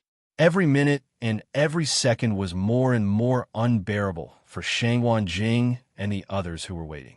Nansu Huai stared at the teleportation formation with a grave expression and frowned. Is there still no movement? Shangwan Jing could not help but ask. Nansu Huai shook his head. No, but it's been so long. Shangwan Jing pinched the bridge of his nose. His expression was somewhat haggard. During this period of time, they had been waiting patiently. They did not dare to relax in the slightest, afraid that they would miss something. However, the teleportation formation was still calm. Gradually, they began to feel anxious. Chu Ning comforted. Although the teleportation formation did not react, Divine Dragon Island did not send anyone over. They should still be safe. If the Great Phoenix Dragon Clan discovered that something was wrong, they would definitely not sit idly by. Nansu Huai nodded. No news is good news. Let's wait a little longer. Shangwan Jing and Chu Ning could only nod in agreement. At the exit of Divine Dragon Island's barrier, Mao Zhan personally sent Rong Xiao and the others here. I'll stop here for today. Mao Zhan smiled. There are still some things to deal with in the clan. At this time, I really can't leave. Rong Xiao and Chu Luiwen nodded to express their understanding. The Thousand Summit had just ended, and Mao Zhan had just taken the position of patriarch. There were indeed many things to do. Senior Mao Zhan is too polite. It's already beyond our expectations that you can personally send us off, said Rong Xiao with a smile. Mao Zhan was now the patriarch, and his status was very different. The fact that he was willing to personally send them off was to express his attitude. In this way, even if some people in the Great Phoenix Dragon Clan were still dissatisfied with them, they would greatly restrain themselves in the future. To them, this was undoubtedly extremely beneficial. Mao Zhan shook his head and sighed. You have helped me a lot. This small matter is really not much of a reward. If you encounter any trouble in the future, just say the word. I, Mao Zhan, will definitely do my best. Chu Yue's heart skipped a beat. This sentence was a serious promise. This meant that they would have the Great Void Phoenix Dragon as their backer in the future. Rong Xiao's lips curved slightly. Actually, there's something I really want to trouble you with. Mao Zhan waved his hand. Just say it. Rong Xiao suddenly took out a gold-stamped invitation card and handed it over. In half a month's time, you and I will be married. At that time, I hope that Senior Mao Zhan will come. Mobile users, please browse and read. A better reading experience comes from the Love Network. Chapter 1778. Chu Luiwen. The wedding is in half a month? Why didn't she know about it? And this invitation card, when did he prepare it? He actually took it out so casually. Chu Luiwen was dumbfounded. Mao Zhan directly took the invitation card. As soon as it entered her hand, a trace of surprise flashed across her eyes. This invitation card was actually made of ink brocade paper. Ink brocade paper was an extremely precious rice paper. It was famous because of its rare materials, complicated craftsmanship, and low production. It was also because of these reasons that the price of ink brocade paper was extremely expensive. But even so, ink brocade paper was still extremely popular, causing people to scramble for it like a flock of ducks. This was because the ink brocade paper was extremely thin, but it was very tough. The sharp tip of a knife could not cut it, and ice, water, and fire could not destroy it. As long as it was well preserved, it could survive for tens of thousands of years. Not to mention ordinary people, even the first-rate families in the Divine Ruins world might not have much of it. However, such precious ink brocade paper was actually used by Rong Xiao to make a wedding invitation card. She really didn't know if she should say that he was too extravagant or that he valued this wedding too much. And the person who was about to marry him. Mao Zhan carefully looked at the invitation card, then nodded with a smile. Don't worry, when the time comes, I will definitely prepare a generous gift and personally congratulate you. Rong Xiu's smile deepened. Then you, and I will wait for your arrival. As soon as the two of them walked out of the Divine Dragon Island's barrier, Chu Luiyue grabbed Rong Xiu's hand. Then what's with the invitation card? The wedding is in half a month. Why didn't I know anything about it before? Rong Xiu smiled and let her hold his wrist. His voice was low and gentle. The wedding date was decided by me just now. In fact, this date has been postponed several times. This time, I don't want to postpone it anymore. Half a month later, we will return to the Yuntian Tower and get married immediately. Although his voice was as gentle and soft as usual, his tone was very firm. Obviously, he had made up his mind on this matter. Looking at his deep and calm pair of phoenix eyes, Chu Luiyue was suddenly stunned. She suddenly couldn't bring herself to ask the rest of the questions. Yes, Rong Xiu had already mentioned this matter too many times. It was just that they didn't seem to have the right time and opportunity. Thinking it had been too long. My father, don't worry, I've already sent someone to invite them. They should be arriving at the Cloud Heaven Tower soon. In addition, your friends and subordinates will also go with you to the Cloud Heaven Tower. Chu Luiyue paused. Rong Xiu's lips curved up as he patiently explained. Mu Hongyu and the rest will come. Also, Cini will probably inform the 13 Yu guards after receiving the news. Chu Luiyue widened her eyes slightly and said after a while, Yayu. From then on, Rong Xiu had been traveling with her. Thinking about it, these things should have been done before that. Rong Xiu raised his eyebrows and didn't deny it. He had originally planned to bring Chu Luiyue back from the Phoenix Mountain and wait for everything to be ready before getting married. However, too many accidents had happened later, so it had been delayed until now. Do you blame me for not discussing it with you before? Rong Xiu lowered his voice. But I don't want to wait any longer. Chu Luiyue's heart suddenly seemed to have been hit by something. Her eyes were slightly hot as she nodded with a smile. Me too. Let's go home. Look, someone's coming. Shang Wanjing suddenly noticed something and looked up. Suddenly, his eyes narrowed. The two figures in front.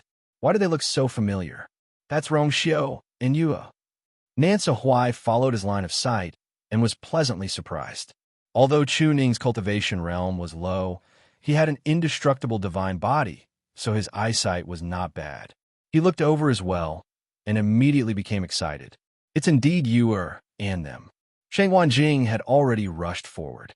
Nance Huai looked back at the Xian formation and waved his sleeve, causing the light to disperse. Then, he and Chu Ning also followed. Yue, Shang Wanjing was the fastest and soon shortened the distance between them. Chu Luiyue and Rong Xiu also noticed them and immediately sped up.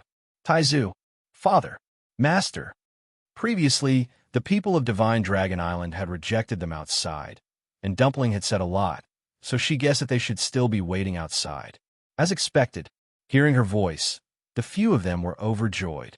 Shang Wanjing went forward and couldn't hide his excitement. He first looked up and down at Chu Luiyue. Yue, how are you? Did you get hurt on Divine Dragon Island? They didn't do anything to you, right? Chu Luiyue felt warm in her heart and said with a smile, Taizu, don't worry. Don't you see that I'm fine? As she said that, she deliberately turned half a circle so that the few of them could see clearly. Actually, she did suffer a little injury on Divine Dragon Island, but those were not worth mentioning. Coupled with her strong recovery ability, there were almost no scars on her body at this time. Moreover, the situation inside was also quite good. Shang Wanjing saw that her complexion was indeed good and was relieved. That's good. That's good. Nance Huai and Chu Ning also rushed over at this time. Nance Huai first looked at Chu Luiyue and then looked at Rong Xiu. Are you all right? Rong Xiu nodded. Only then did Nance Huai's hanging heart calm down. As long as he was here, there was no need to worry. How did you come out? Chu Ning asked. Mobile users, please browse and read. A better reading experience comes from Love Network. Chapter 1779. It's a long story. Let's return to the Yuntian Tower first and talk about it on the way. Chu Luiyue said. Shangguan Jing and the others saw that she and Rongxiu seemed to be in good condition, so they nodded in agreement. The group went on their way back to the Yuntian Tower. On the way, Chu Luiyue briefly told them what had happened during this period of time. That's what happened. In the process of speaking, Chu Luiyue tried her best to be calm and left out many things. However, after she finished speaking, Shangguan Jing and the other two were still deeply shocked. After a short silence, the three of them asked in unison, "You met the great Phoenix Dragon's genius, Mao Zhan, 1,000 years ago and even helped him reconstruct his body. Not only was the great Phoenix Dragon's clan leader, Mao Yang, stripped of his position, but he was also crippled. You have a relationship with the great Phoenix Dragon's new clan leader, and he personally sent you out." It was no wonder that the three of them had so many questions. These things were too shocking. After all, the three of them had seen many big scenes. The fact that they had such a big reaction showed how terrifying the impact of these things was. But in reality, their reactions were very normal. Anyone the things that Chu Luiyue said just now would cause a huge uproar in the Divine Ruins world. However, when she told Rongxiu about these things, her expression was too calm. It almost made people think that they did not take those things to heart. Faced with their questions, Chu Luiyue did not know whether to laugh or cry. However, she patiently explained them one by one. What I said just now is true. Otherwise, how could we leave Divine Dragon Island unscathed? The few of them were speechless and looked at each other. That was true. No matter how strong the two of them were, it was impossible for them to pass through the Divine Dragon Island's layers of barriers without anyone noticing. After a moment of silence, Nan Suhuai could not help but shake his head and smile. "I see. You guys have already thought of a way to leave. That's why you didn't come back through the teleportation formation." Chu Luiyue smiled apologetically. "I'm sorry to have worried you, Master." Nan Suhuai laughed, his face full of pride. "What are you talking about? Master is happy for you. Our Yur is indeed outstanding. Was this something an ordinary person could do? Only the two of them could work together perfectly to achieve such a result.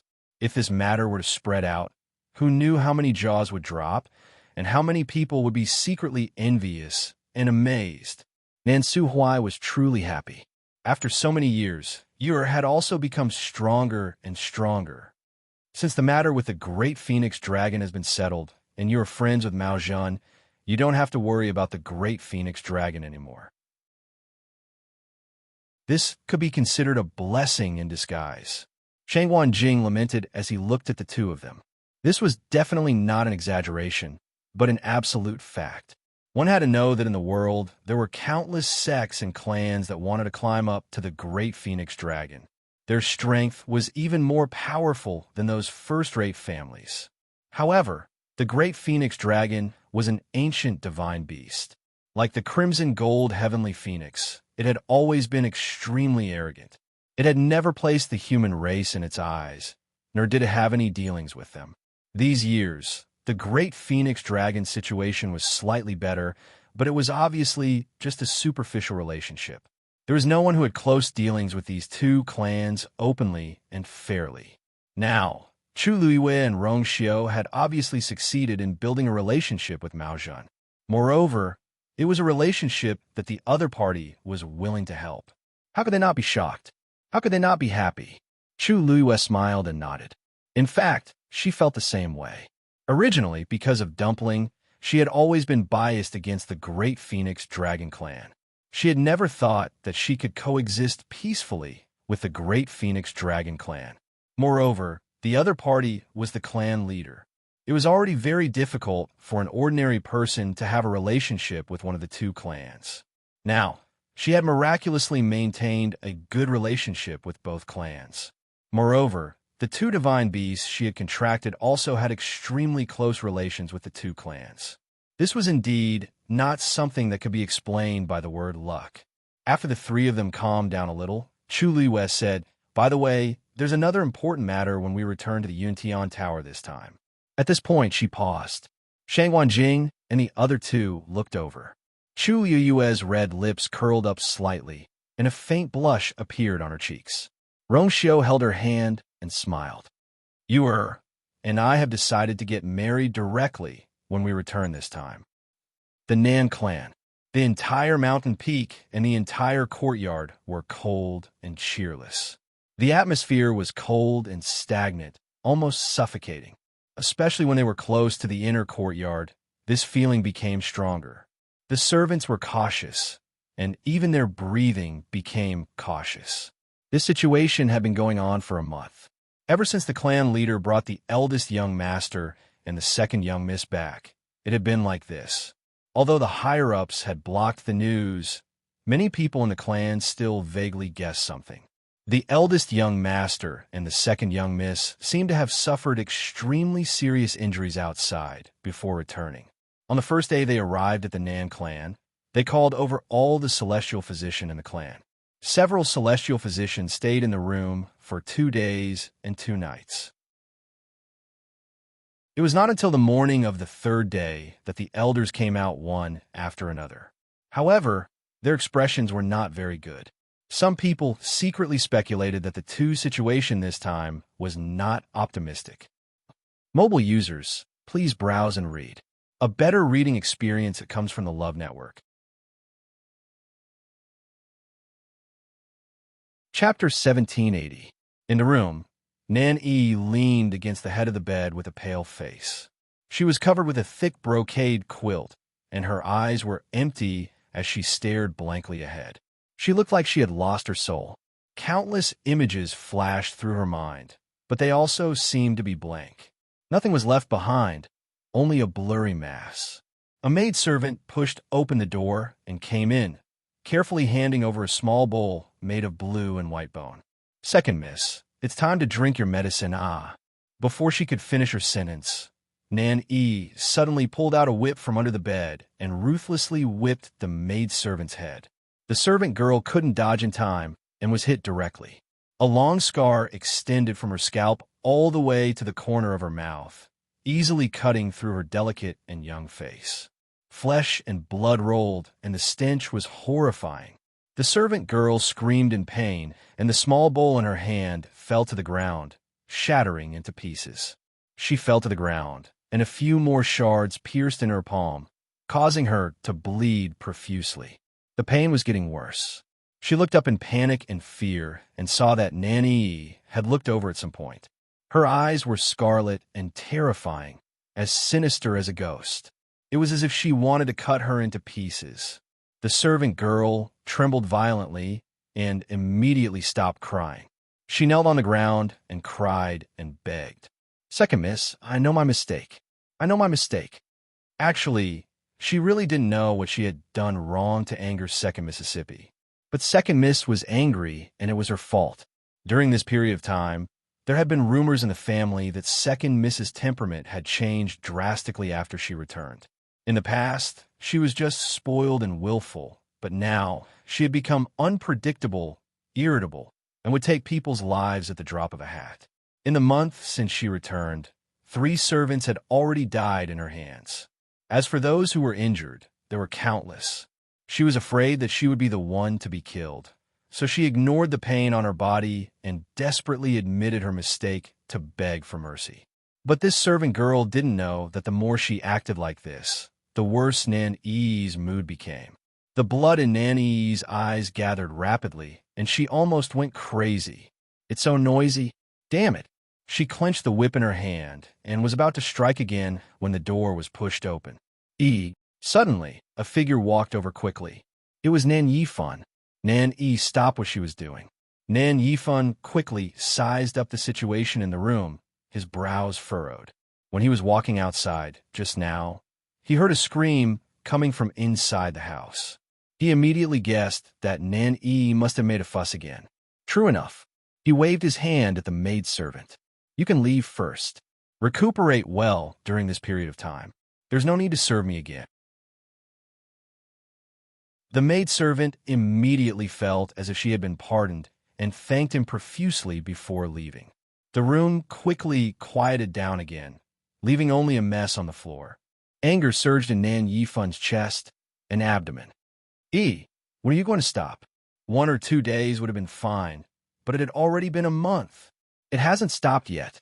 The entire Nan family was talking about this, and it was obvious that they were very dissatisfied with Nan Yi. Although Nan Yi was the second miss of the family, it didn't mean that she could do whatever she wanted in the Nan family. One had to know that he didn't have the final say in the Nan family.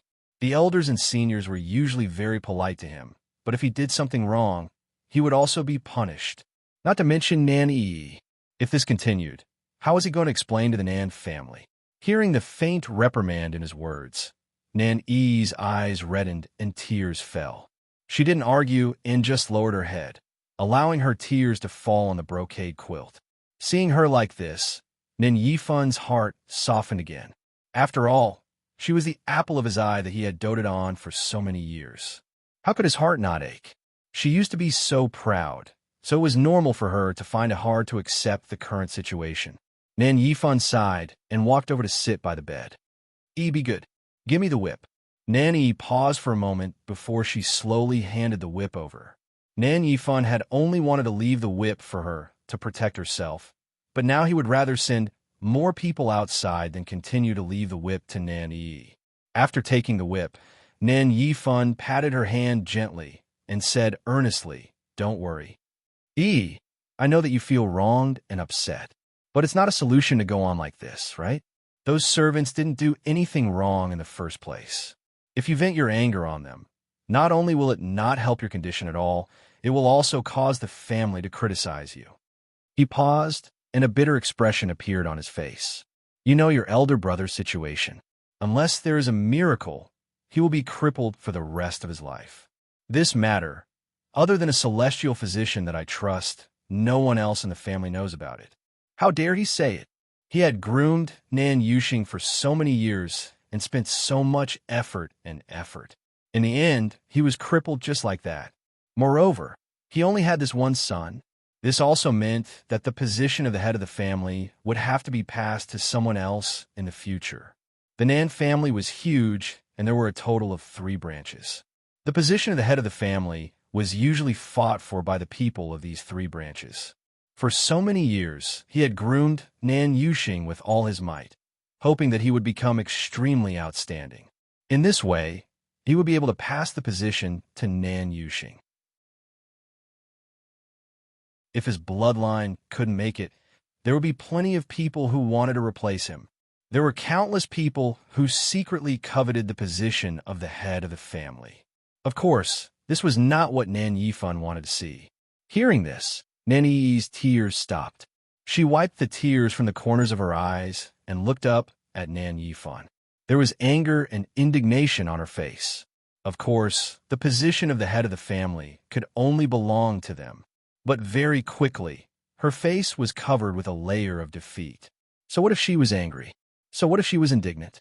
The news that her elder brother's Yuan Meridian was crippled and he had become a cripple could be hidden for a while, but not forever. The people in the family would find out sooner or later. In the matter of her being mute, everyone thought that she was unwilling to speak because she was in a bad mood. But as time passed, they would definitely find out. At that time, the result would be even worse. And the culprit of all this was still living a carefree life. At that thought, Nan Yi held Nan Yifun's hand and looked at him anxiously. Nan Yifun immediately understood what she meant. He closed his eyes and took a deep breath. Don't think about this for now. You should recuperate first. Nan Yi flung his hand away as a desperate and strange smile appeared on her face. She had long guessed that her father did not intend to help them take revenge. He wanted them to swallow all the pain and torture. Mobile users, please browse and read. A better reading experience comes from Love Network. Chapter 1781. Nan Yifun felt a sharp pain in his heart when he saw the look in her eyes. He didn't want this to happen either. His own children were crippled and crippled. How could he not feel heartache and not want to avenge them? But the opponent was Rong Xiao. If they were in the right, he could still fight for it. But the truth was, most of the blame was on themselves. If he hadn't thought of snatching Rong Xiu from Shang Wanyu at that time, if Yuxing hadn't provoked the other party time and time again in the god-slaying tomb, if they had immediately stopped when they sensed that something was wrong and stayed away from Rong Xiu and the rest, things wouldn't have turned out like this. But it was too late to say anything now. The air in the room seemed to have frozen. Nanny turned her head away and closed her eyes in despair. Obviously, she didn't want to continue talking to Nan Yifan. Nan Yifan felt very uncomfortable with such a resistant attitude. He had wanted to comfort her, but in the end, they parted on bad terms. He knew that it was useless to say anything now. After looking at Nanny for a while, he stood up. He pulled the blanket over Nanny, wanted to cover her, but Nanny snatched it away. Her actions were crisp and full of resistance. Nan Yifan's hand hung awkwardly in the air. He glanced at Nanny and sighed in his heart. His fingers curled up. I will get someone to send another bowl of medicine over. If you don't like these servants, you can get someone else to do it. Don't do this again in the future. With that, he turned around and left. When he reached the door, Nan Yifan paused. He placed a hand on the door and said without turning back, I know you don't take Yantian Tower seriously, but Rong Xiu is indeed someone you can't afford to offend. There are some things you will understand in the future. With that, he pushed the door open and left. After a while, Nanny opened her eyes. The room was so silent that it almost made her panic. She turned back to look at the door and frowned. She had never seen her father so afraid of anyone. Could it be that Rong Xiu was hiding some secrets? But wasn't he the holy son of the Yantian Tower? Nanny was silent for a long time. A trace of struggle flashed through her eyes, but in the end, she still took out a green jade whistle. She placed the jade whistle next to her lips and blew hard. An extremely soft and sharp cry rang out. However, it also disappeared very quickly. Other than herself, almost no one else heard it.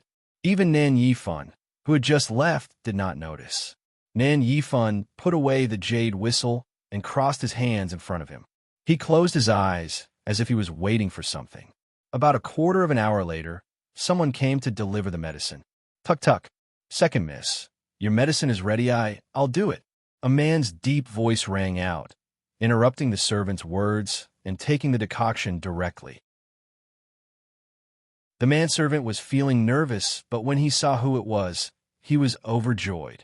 Greetings, Elder Luo Yin. Then this medicine. I'll make sure he drinks it. You can leave first. Sigh. Yes. Yes. Luo Yin had a high status, so the manservant naturally didn't dare to disobey his words.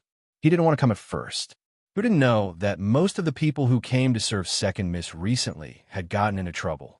Now that there was someone helping, it couldn't be better. After bowing, the manservant left in a hurry. Luo Yin pushed the door open and entered. When Nanny saw him, a look of grievance appeared on her face and her tears fell again. Luo Yin's heart ached when he saw her like this. Why are you still so haggard? Is the medicine not effective? Because he was worried that it would arouse everyone's suspicions about her health, he had only come to see Nanny once since he returned. This was the second time. He thought that Nanny's health should be much better, but he didn't expect that after such a long time, there still didn't seem to be any improvement. Nanny shook her head. Luo Yin frowned even more and walked over to size Nanny up carefully. Actually, Nanny's injuries in the god-slaying tomb weren't fatal. Logically speaking, as long as she came back and recuperated, she should be able to recover. But after so long, Luo Yin looked at her red and swollen eyes and immediately understood something. Perhaps it was still the heart that was difficult to treat. Nanny used to be very lively. Now that she couldn't speak, it was normal that she couldn't get over it for a long time. He sent the medicine over. No matter what, the most important thing is to take good care of your health. Nanny nodded obediently and drank the medicine. The medicine was bitter, but her heart was even more bitter. Luo Yan's heart ached even more when he saw her obedient and silent appearance. Do you have something to say to me? Or, he had specially left that jade whistle for Nanny. As long as Nanny blew it, he would be able to sense it immediately, but others wouldn't be able to hear it. This was the first time Nan Yi had blown the whistle in the past month. Nan Yi nodded, took out a pen and paper, wrote a few lines, and handed it to Luo Yin. Luo Yin took the paper and looked at it carefully. Then, he was shocked and looked at Nan Yi with furrowed brows. No, I can't agree to it. With that, Luo Yin got up and was about to leave. You have to stay here and recuperate during this period of time. You can't go anywhere. Nan Yi tugged at his sleeve and whimpered. Her eyes were filled with pleading. Luo Yin stopped in his tracks. He turned back and met Nan Yi's tear-filled eyes. In the past, she often begged him for help like this. Every time he saw this pair of eyes that were very similar to her mother's, his heart would always soften. Even if she occasionally made a mistake, as long as she showed such an expression, he couldn't bear to scold her. But this time, Luo Yin sighed. This definitely won't do. Your injuries haven't healed yet. I can't agree to these things. Nan Yi slowly let go and suddenly smiled. Desolate and desperate, Luo Yin's heart seemed to have been hit hard by something. After a long pause, he finally said, Okay, I promise you. Nan Yi immediately looked up at him in surprise. In a moment of excitement, she pounced over and hugged Luo Yin's neck. She knew that at this time, the only person she could rely on was Uncle Luo Yin. Luo Yin's hand froze, but he quickly returned to normal and patted her back gently. Don't worry, I will protect you well. Nan Yifan naturally didn't know what was going on here. After leaving Nan Yi's place, he wanted to go back to the study to calm down, but halfway there, he turned around and went to Nan Yuxing's place. Nan Yuxing lived in one of the most noble courtyards in the entire Nan family. In the past, this place had always been bustling with people coming and going, but now it was cold and cheerless all the way. Other than the guards in charge of guarding, there was almost no one else here. Of course, this was because Nan Yifan had specially ordered that no one was allowed to approach this place and disturb Nan Yuxing's rest. He walked to the entrance of the courtyard. The two guards immediately bowed. Greetings, Patriarch. Nan Yifan nodded. How is eldest young master? Mobile users, please browse and read. A better reading experience comes from Love Network. Chapter 1782. The two guards looked at each other. My lord, everything is normal. Nan Yifan asked again. Did anyone come the past 2 days? The two guards shook their heads. No one else came except for Elder Nan Yi. Elder Nan Yi was the celestial physician that Nan Yifan trusted the most. He was also the only one who knew about Nan Yuxing's condition other than the people in the god-slaying tomb. After they returned, Nan Yifan handed Nan Yuxing to him. However, a month had passed. Although Nan Yuxing's external injuries had mostly healed, there was still no improvement on his internal injuries. It was difficult to repair a damaged Yuan meridian. Nan Yifan lifted his foot and walked inside. It was noon, and the sun was shining brightly. Nan Yifan pushed the door open and entered without knocking. As soon as he entered, a strong and bitter smell of medicine rushed to his nose, almost suffocating him. Nan Yifan frowned and looked around. The windows were all locked, and the whole room looked gloomy. The faint smell of blood mixed with the bitter smell of medicine was very uncomfortable. Sunlight poured in through the door and tore apart the dead silence, but it could not dispel the aura of death. Nan Yifan walked in. Walking around the screen, he saw Nan Yuxing lying on the bed. Nan Yuxing's condition was worse than Nan Yi's. At this moment, he was lying on the bed with his eyes closed. His face was pale and haggard. His face was unshaven and his lips were cracked. Blood vessels could be seen vaguely. His originally handsome face was now a sickly color, and his cheeks were deeply sunken. His breath was weak, like an old man with one foot in the grave. There was no trace of the arrogance of the young master of the Nan family. Hearing Nan Yifan's voice, Nan Yuxing's eyes moved, but he did not open them. Nan Yifan walked over and stood by the bed. He stared at him for a long time before saying, Do you plan to continue like this? Nan Yuxing's eyelashes fluttered, and he finally opened his eyes with difficulty. However, he did not look at Nan Yifan. He just stared at the ceiling. His eyes were dead and filled with despair and mockery. After a long while, he spoke with a hoarse voice. What else can I do? He was already crippled. His originally limitless future had now turned into a bottomless abyss. What was the point of living? In this world, there is nothing that could destroy a person's willpower more than falling from the clouds into a quagmire. Nan Yuxing was the same.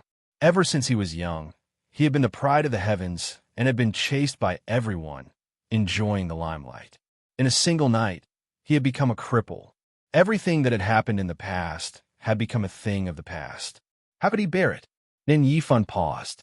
Elder Nan, Yi has been searching for a way to help you recover your Yuan meridian. Nan Yuxing suddenly laughed. His voice was extremely soft and sarcastic. Father, if Elder Nan Yi really has a way, why would he wait until now? No one knew the state of his body better than he did. His Yuan meridian was completely broken and could not be repaired. Most of the things he said were just words of comfort. In reality, his heart was already dead. Nan Yifan was at a loss for words. He could tell that this was a huge blow to Nan Yuxing. If it didn't have a feasible solution, Nan Yuxing might not be able to survive. The room was silent. Nan Yuxing suddenly asked, Father, after a while, the entire Nin family will know that I have become a cripple, right? Nin Yifan frowned. Every word in this sentence made him feel incomparably uncomfortable. It's all because your son is useless. I have wasted all your efforts over the years. Nan Yuxing laughed at himself.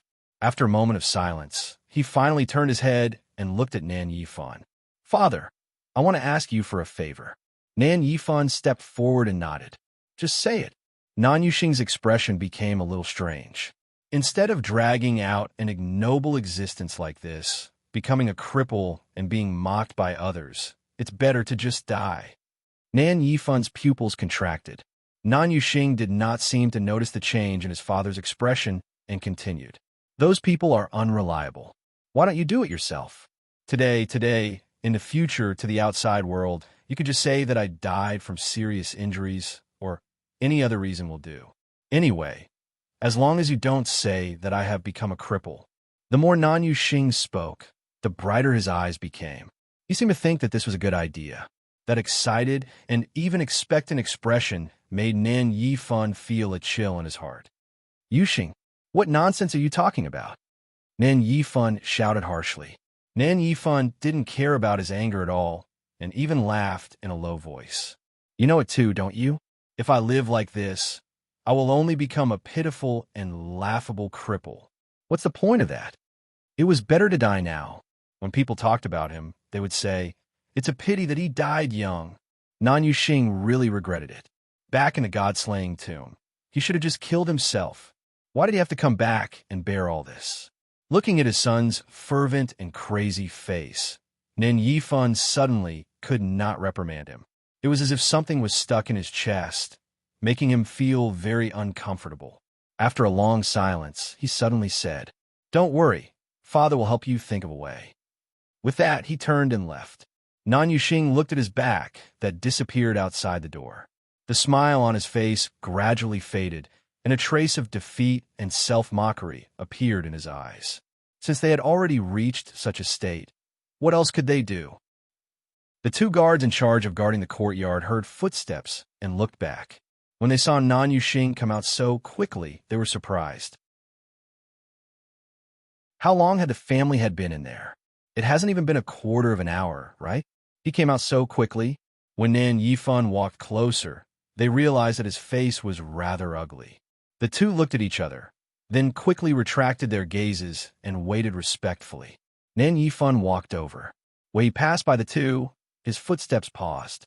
During this period, you must keep a close watch on the eldest young master. If anything happens to the eldest young master, both of you will be buried with him.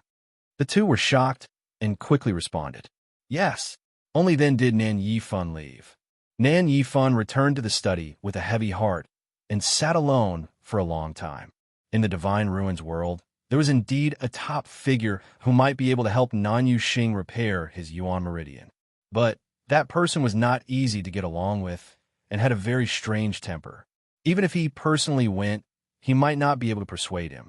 If he had any other choice, he would not want to have anything to do with him. But when he thought of Nan Yuxing begging him to end his life, Nan Yifan did not care about anything else. After struggling for a long time, when dusk fell, the afterglow of the setting sun shone in through the window. A trace of determination flashed in his eyes, and he finally stood up.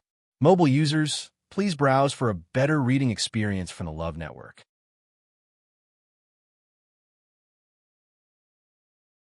Chapter 1783. Invite Elder Nan Yi and Elder Wu Peng over. Nan Yifan ordered the people outside. The two elders quickly rushed over and entered the study one after another. Nan Yifan was writing something on the table. Master! The two elders bowed together. Nan Yifan nodded and didn't stop writing.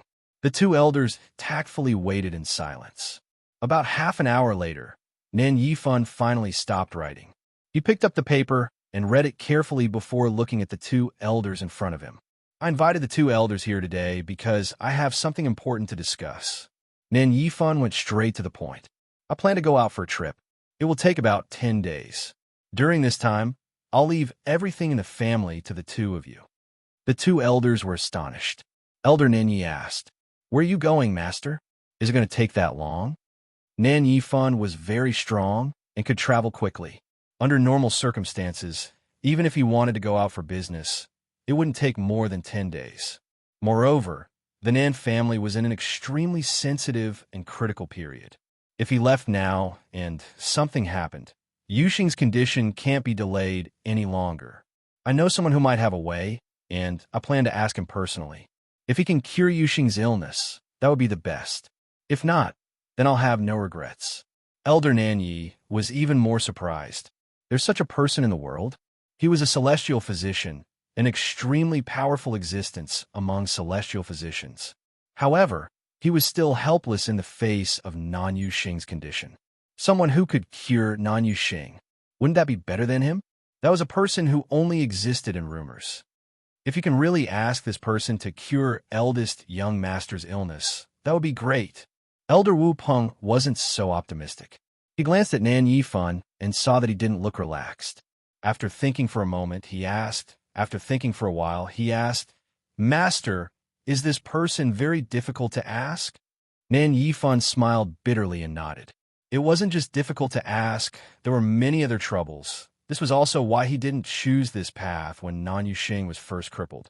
If it wasn't for Nan Yuxing's words today, he wouldn't have done it no matter what. Now, there was really no other way. Yuxing and Yi's situation isn't very good right now. Many people in a clan are watching them. You must pay more attention. Before I return, you must not reveal their situation to anyone. Furthermore, my whereabouts this time around are to be kept a secret.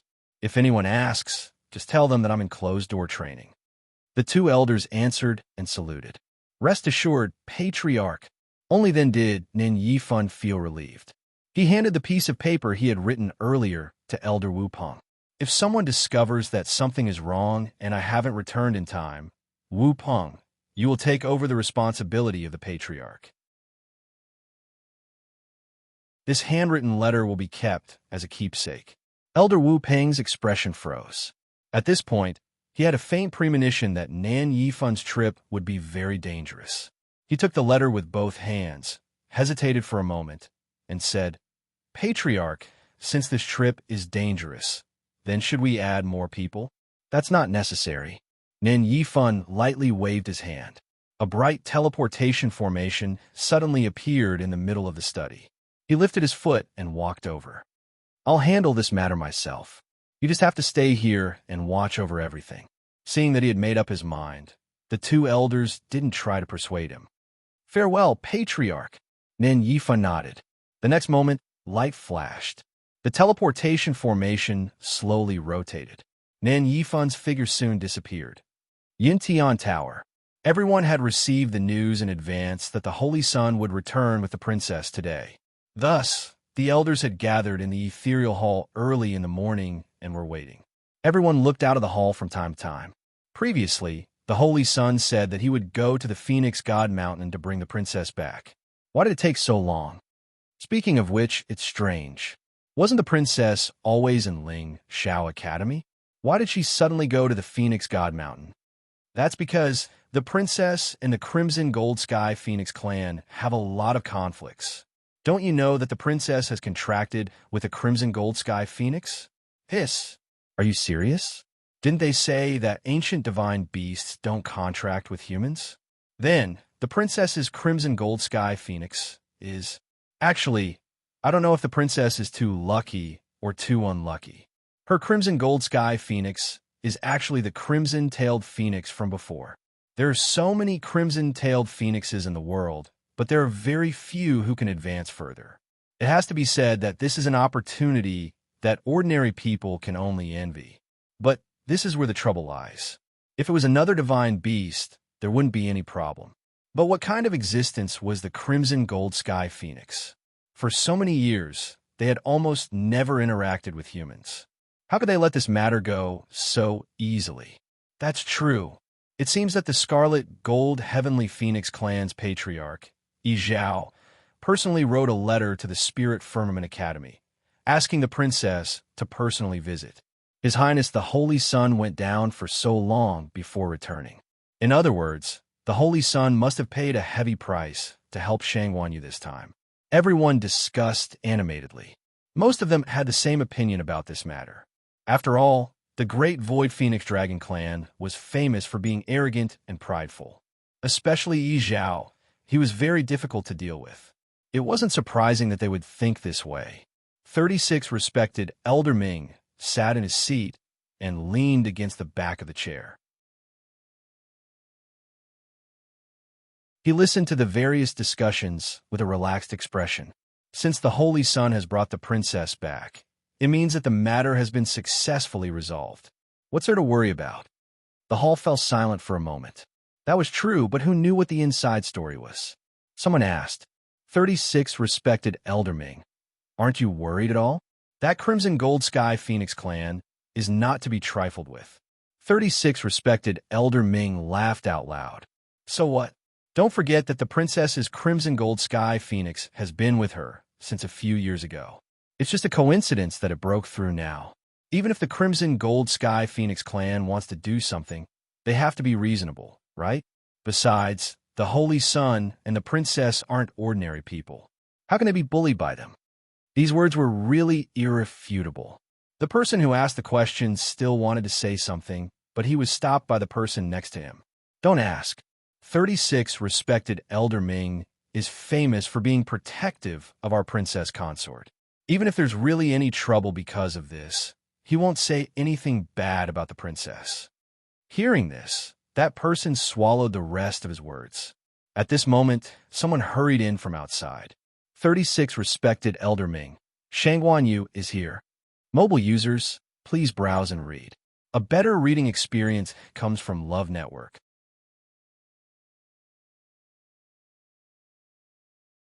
Chapter 1784. The hall instantly fell silent. Quite a few people looked surprised. Shang Wanyu? Who is that? It sounds like he's from the princess consort side. 36 respected Elder Ming's eyes lit up, and he stood up. Hurry up and invite him in. Yes. The guards retreated respectfully. Only the people in the hall were left looking at each other. Respected Elder Pure dust probed. 36 respected Elder Ming. The Shang Wanyu, may I know who he is? 36 respected Elder Ming chuckled. He is the princess consort's father. Everyone understood. It was indeed that person from the Tianling dynasty. But why did he suddenly invite him over? Suddenly, someone seemed to have thought of something. Could it be that His Highness is planning to hold a grand wedding? 36 respected Elder Ming stroked his beard with a smile. This was a tacit agreement. Many people were stunned on the spot, and it took them a while to react. Actually, it was indeed time for His Highness to hold a grand wedding. After all, it had been a long time since the princess consort's election. During this time, His Highness had mentioned a few times that he wanted to hold a grand wedding, but it was delayed by various things. As a result, everyone gradually forgot about this matter. Now that they suddenly heard it, it was inevitable that they would be surprised. No wonder No wonder the princess consort's father was invited. Since their daughter was getting married, their parents naturally had to come. Soon, an unfamiliar figure appeared outside the hall. The guard's voice sounded. Everyone turned to look at him. Most of them were curious about what the princess consort's family was like. Shang Yu came to the front of the hall and looked up. The ethereal hall. It was grand and dignified. Even before they entered, they could already feel a heavy pressure pressing down on them silently. Shang Yu recalled what he had seen and heard along the way, and he still felt like he was in a dream.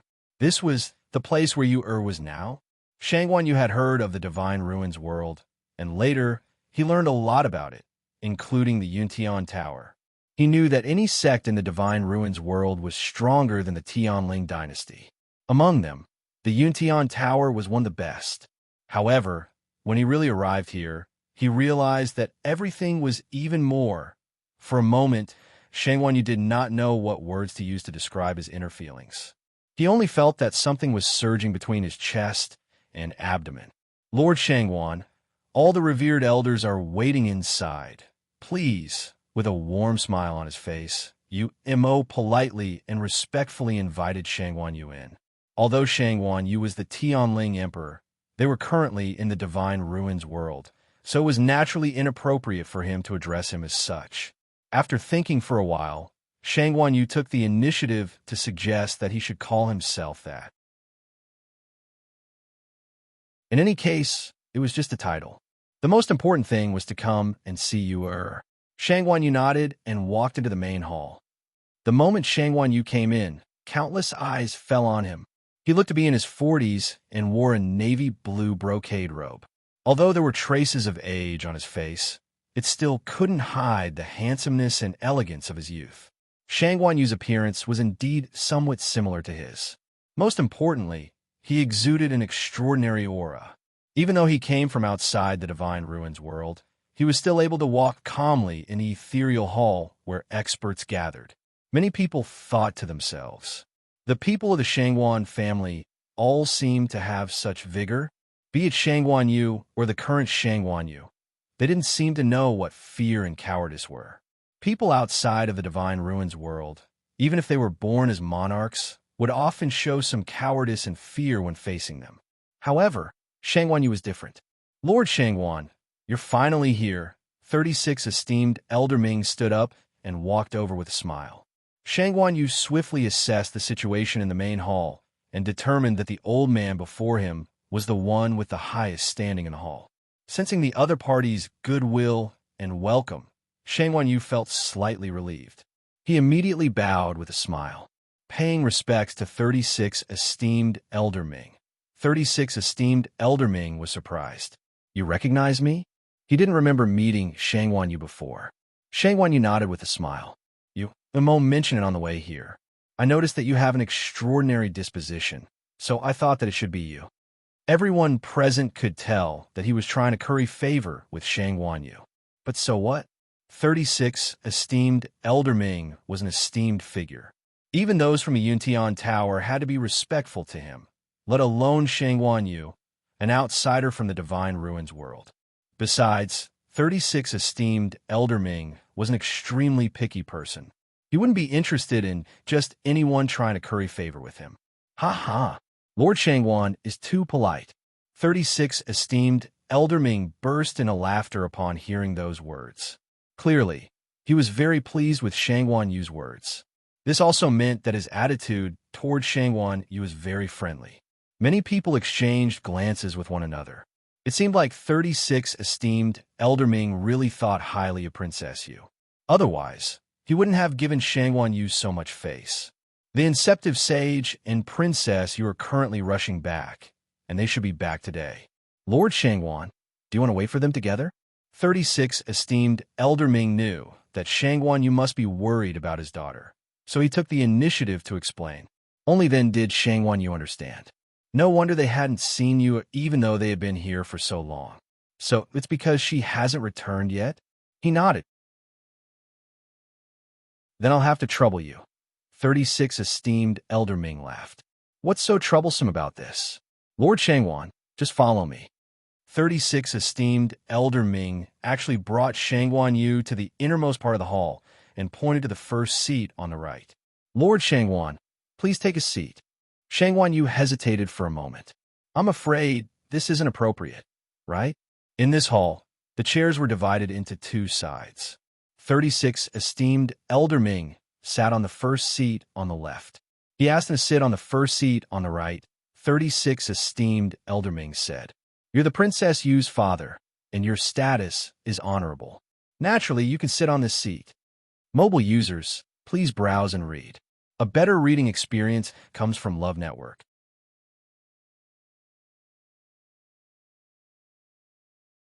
Chapter 1785. Hearing those words, Shangguan Yu pondered for a moment before taking a seat. He vaguely knew a little about Rong Xiu's background. Even though he was the holy son of the Yuntian Tower, he had lost his parents. Only 36 esteemed Elder Ming could be considered his elder and kin. No one was more qualified than 36 esteemed Elder Ming to sit in this position. As for himself, it was because of Yuer. Yumo stood behind Shangguan Yu and introduced the people in the hall one by one. Shangguan Yu greeted them one by one. On the way here, Yumo had told him many things about the Yuntian Tower, including the temperament of the elders, their likes and dislikes, and so on. As such, even though this was Shangguan Yu's first time here, he was very considerate in every aspect, making it impossible for anyone to find fault with him. Some people originally wanted to find out something from Shangguan Yu, but they were all solved by Shangguan Yu with little effort. It was only then that everyone realized that even though Shangguan Yu was born outside of the Divine Ruins world, his wits and means were on par with those present. After a round of banter, the crowd gradually calmed down. Everyone began to wait for the return of Rong Xiu and the others. At the foot of Bright Reversal Peak, a few young men and women were descending the mountain. Each of them was carrying a dark green wine jar in their arms. 36 esteemed Elder Ming sure is picky. The ethereal hall has already stored the wine, but he still wants us to retrieve it from the clear Jiuquan. The wine of the clear Jiuquan was extraordinary. It had to be stored in specially made wine jars, and it couldn't be stored in a universe ring. It had to be carried on one's shoulders. The few trips had depleted quite a bit of their origin energy. A tall and thin young man wiped the sweat off his forehead. This was already his second trip to retrieve the wine. A round-faced woman beside him harumphed. "It's because the elders think highly of us that they allowed us to go. Otherwise, given our standing, it would be difficult for us to even enter the ethereal hall. I heard that it's beneficial to our cultivation." "What benefits?" "He's just trying to coax you." The tall and skinny man interrupted her impatiently, his face full of disapproval. "If revered elder is really thinking for us, why don't you just give us some good pills or divine tools? Which one isn't stronger than this one?" In his opinion, this was just hard work to serve others. The round-faced woman wasn't convinced, but she couldn't argue with him. After all, this was her first time doing this, so she wasn't sure if it was really beneficial to her cultivation. She paused for a moment before saying, even if there are no benefits, this is what we should do. His Highness, the Holy Sun, and the Princess Consort are coming back today, and they're also important guests. Of course, the wine has to be the best. Honored guest? Are you talking about that Shangguan Yu?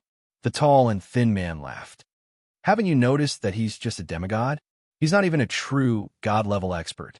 How could such a person become a distinguished guest of our Yuntian Tower if it wasn't for his great luck and the princess's blessing? The disdain in his voice was undisguised. The round-faced woman didn't expect his words to be so direct and unpleasant. She was stunned for a moment. A moment later, she stammered. But he's still the princess consort's father. Don't you think it's inappropriate for you to say that? What's inappropriate about it? Aren't I speaking the truth?" The tall and thin man lifted the wine jar in his hand and sneered. "In the world of gods, the strong are respected. He doesn't have the strength to back it up, so no one will think highly of him. Do you think that all of the elders in the ethereal hall are respectful toward him? I dare say that most of them don't think much of Shangguan Yu at all." The round-faced woman was rendered speechless. Those words were unpleasant to the ears, but they made sense. The reason why they were so polite was because of the Holy Son and the princess consort. However, if one were to talk about the Holy Son of the Ethereal Hall, there were only a handful of them who truly acknowledged and welcomed him. The other woman who had been silent all this, while spoke up. No matter how strong he is, he's still the princess consort's father. Regardless of how powerful he is, his standing in our Yuntian Tower won't be low. Besides, the Holy Son is married to Miss Shangwan. No matter what, Miss Shangwan is outstanding in all aspects. She was beautiful, and her words were gentle. Hearing her words, the tall and thin man's expression softened significantly. You're right.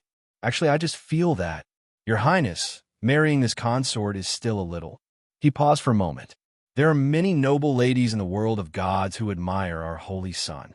If we can form a marriage alliance with them, the situation will be very different. The smile on the woman's face remained unchanged. Our princess consort is also outstanding, isn't she? That senior Shangwan Jing is a supremacy blacksmith.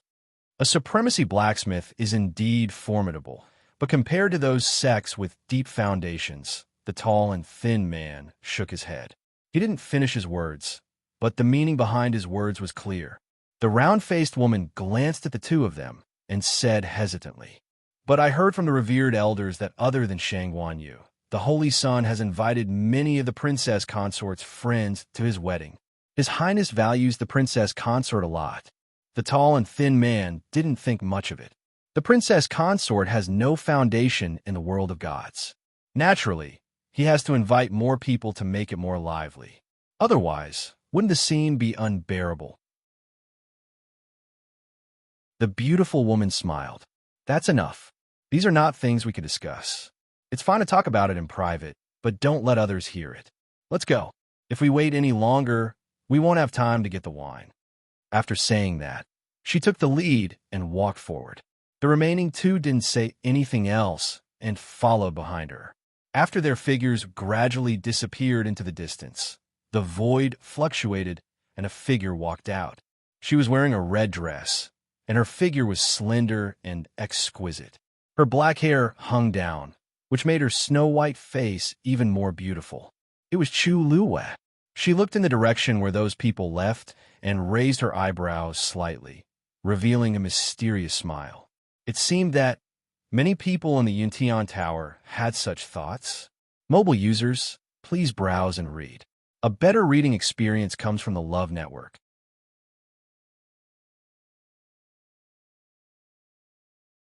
Chapter 1786.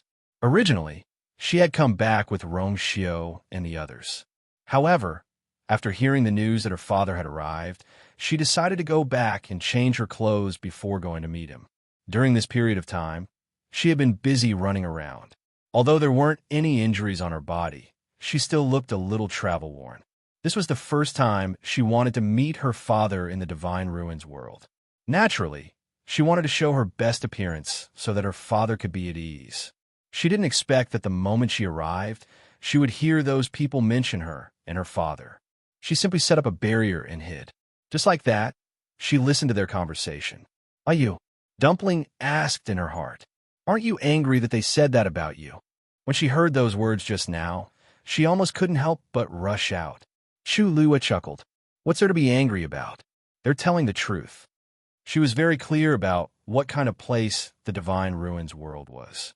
Here, the strong preyed on the weak, and the strong were respected. She wasn't from an aristocratic family, so there was nothing to argue about. Even if there was a Taizu now, the Taizu had always been working alone. Although they had made an extremely high reputation, it was difficult for two fists to fight against four hands. Just relying on the Taizu alone, they couldn't support the Shangwan family. The sects and families that were able to establish themselves in the Divine Ruins world all had top-notch god-level experts in their ancestors. Furthermore, they had passed down the power of their bloodline from generation to generation. They had a deep accumulation and foundation. Indeed, they couldn't be compared to them. Hearing Chu Liuyue's words, Dumpling snorted angrily. "I don't care. They said that about you, so they should be punished. I've already memorized their voices. The next time I see them, I'll definitely teach them a lesson." She wasn't even afraid of Grandpa Patriarch. So why would she be afraid of these people? Chu Yue's brows twitched slightly. She really liked Dumpling's ability to hold grudges. However, Dumpling, I know you can beat 1, 2, or even 3 of them. But can you beat more than that? Dumpling was stunned. There must be a lot of people in Yuntian Tower who think this way. Even if we take care of a few of them, it still won't change their minds. Dumpling hesitated. Then what should we do? Chu Luiwei raised his head slightly and looked at Duming Peak. Gazing upward, Zhang Xian could already see the majestic ethereal hall. Needless to say, almost all the important figures in the Yuntian Tower were gathered there.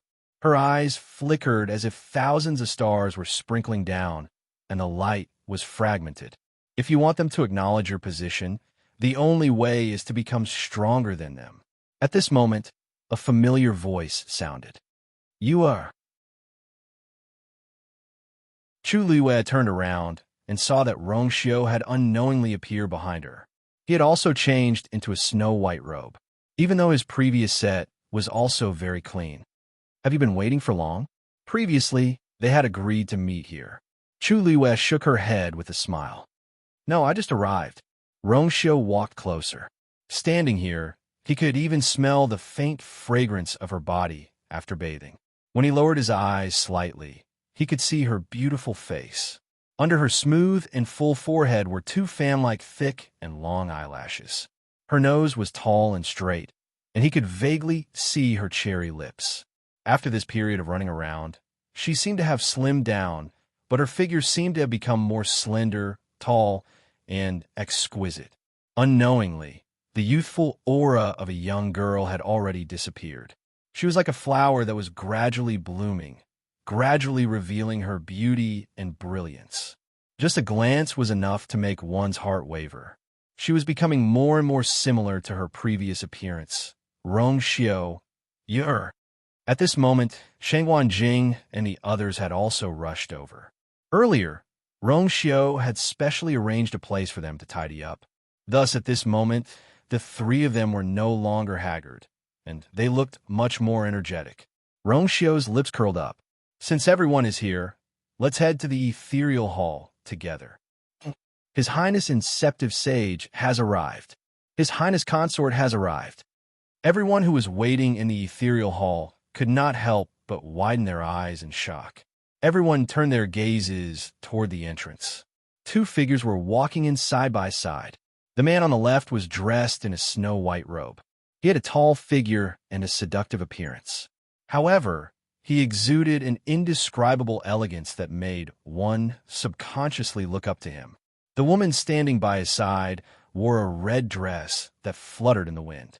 She was slender, tall, and peerlessly beautiful. She clearly had an extremely beautiful and exquisite appearance, yet her eyes were clear, and penetrating. She faintly carried a piercingly cold, heroic aura, and it was especially eye-catching. The 2 of them walked side by side against the light, and they appeared before everyone's eyes together. A faint layer of light shrouded their bodies.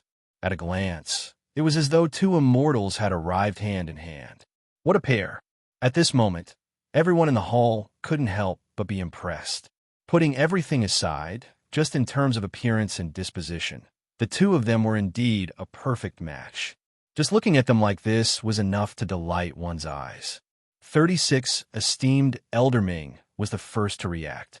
He stood up with a smile and walked over to greet them. Welcome back, Your Highness Inceptive Sage and Princess Consort. As soon as he moved, everyone immediately reacted and bowed as well. We welcome back, Your Highness Inceptive Sage and Princess Consort. Chu Yue's gaze skipped over these people and landed on the figure at the deepest part of the hall. She couldn't be any more familiar with that figure and that appearance. Shangguan Yu stood up and wanted to walk over, but he realized that his heart was pounding furiously. His legs had stiffened, and he was unable to move at all. His eyes were fixated on the face that he had been thinking about day and night. With trembling lips, he finally managed to call out, "Beware! Mobile users, please browse for a better reading experience from LoveNet."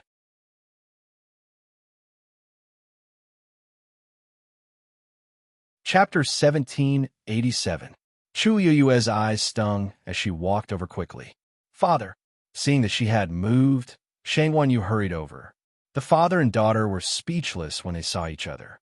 Shang Wanyu looked at her from head to toe, and something seemed to be surging in his eyes.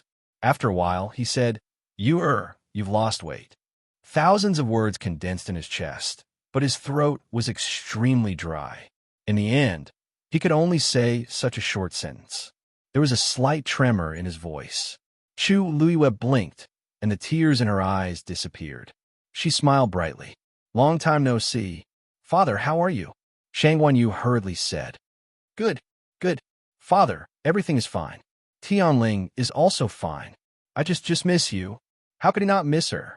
When they parted last time, he thought that she would only stay in the world of divine ruins for a short period of time and would return soon.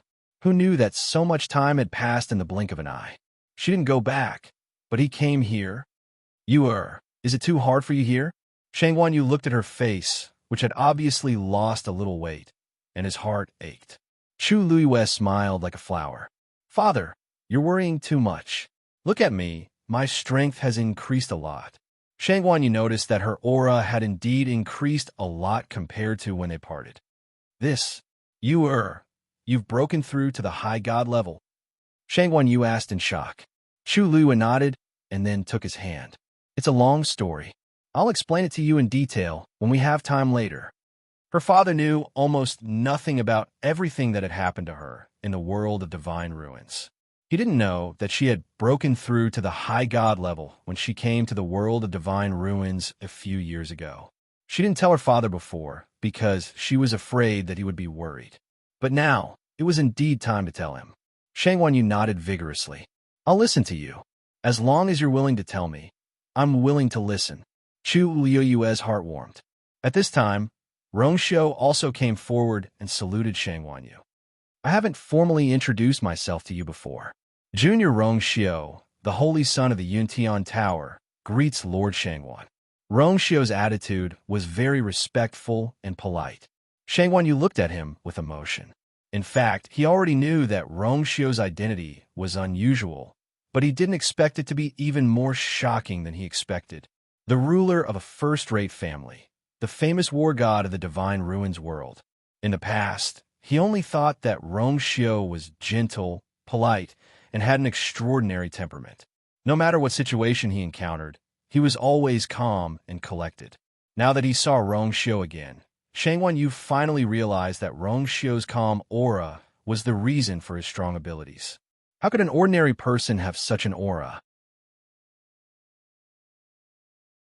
I'll have to trouble you to take care of you, during this period. Shang Wanyu said. Rongxiu chuckled. This is what Rongxiu should do. Of course, he would protect his woman. Shang Wanyu breathed a sigh of relief. Originally, he was a little worried that the gap between their identities was a little big, but judging from Rongxiu's attitude, he didn't have to worry about this. Yuer didn't misjudge him. At this moment, another announcement was heard. Everyone in the hall turned their heads and saw 3 figures walking towards them. Many people knew the one at the front. It was the famous Shang Wanjing. The old man beside him had white hair and a sage-like demeanor. The aura on his body was also not to be underestimated. It was the dean of Lingxiao College, Nan Suhuai. Nan Suhuai was very famous, but not many people had seen him before. After all, only a few people in the entire Yuntian Tower had been to Lingxiao College. In the past few years, Nan Suhuai had disappeared without a trace. He hadn't appeared much, so there were even fewer people who knew him. Many people were surprised. As the dean of Lingxiao College, Nan Suhuai had always maintained a neutral attitude. He rarely went to other aristocratic families in the Divine Ruins world. But now, he had come directly to Yuntian Tower. Did he come for Shang Wanyu? Some people glanced at the red-clothed woman standing in the middle of the hall. They had heard that Shang Wanyu was actually Nan Suhuai's personal disciple. Moreover, Nan Suhuai valued and doted on her a lot. Now it seemed that the rumors were true. Nan Suhuai came to Yuntian Tower for her without hesitation. His appearance with Shang Wanjing was enough to show his position. He was here to support Shang Wanyu. The people in the hall exchanged greetings with Shangguan Jing and Nan Su Huai one after another. However, when they saw the third person, they were surprised and at a loss. Who was this person? Chu Ning frowned slightly when he sensed those sizing up gazes, but he quickly returned to normal. Indeed, he was the person with the lowest background here. If it wasn't for you, he wouldn't even have the chance to go to the Tianling dynasty, let alone come to the Divine Ruins world and be in the same room with people from first-rate aristocratic family, like Yuntian Tower. If it was in the past, he might have been nervous and perturbed when facing this situation. But now he wasn't. He had experienced too much during this period of time. Countless pain and torture couldn't make him bow his head. Now, this was just a small matter. He had to admit that although those nightmarish days had brought him deep pain, it had indeed caused him to change greatly from the inside out. He had never thought of that before, but now he felt that it was just SOSO. Because of this, Chu Ning's attitude was exceptionally magnanimous. He stood beside Shangguan Jing and Nan Su Huai. Although his aura couldn't be compared to theirs, his calm attitude didn't lose out at all. Someone couldn't help but whisper, "Strange, he's just a Stage 1 warrior. How can he have such an aura?" A Stage 1 warrior was even worse than many children in Yuntian Tower. However, his expression was magnanimous, as if he didn't feel embarrassed at all. Many people heard this. Chu Luiwei raised her eyebrows slightly. Perhaps because he was afraid of Rong Xiao and the others, the person who spoke was actually quite polite. However, it was hard to say what he was thinking. Chu Luiwei was calm and composed, and she wasn't angry. She knew what these people were really thinking, and she also understood why they had such a reaction. But there was nothing to be concerned about. Chu Ning had the indestructible divine body. As long as he cultivated well, he would definitely advance by leaps and bounds. At that time, many of the people here would probably be defeated by him. "Father, let me introduce you." Chu Luiwei pulled Shangguan Yu over. "Since you know Taizu, I won't say much. This is the dean of Lingxiao College and also my master. And this is my father when I was in Yaochun." Her words sounded a little awkward. Shangguan Yu looked enlightened. "You are Chu Ning." Chu Ning also understood the identity of the person in front of him when he heard Chu Luiwei address him. His heart tightened slightly. Yes. Mobile users, please browse for a better reading experience from Love Network.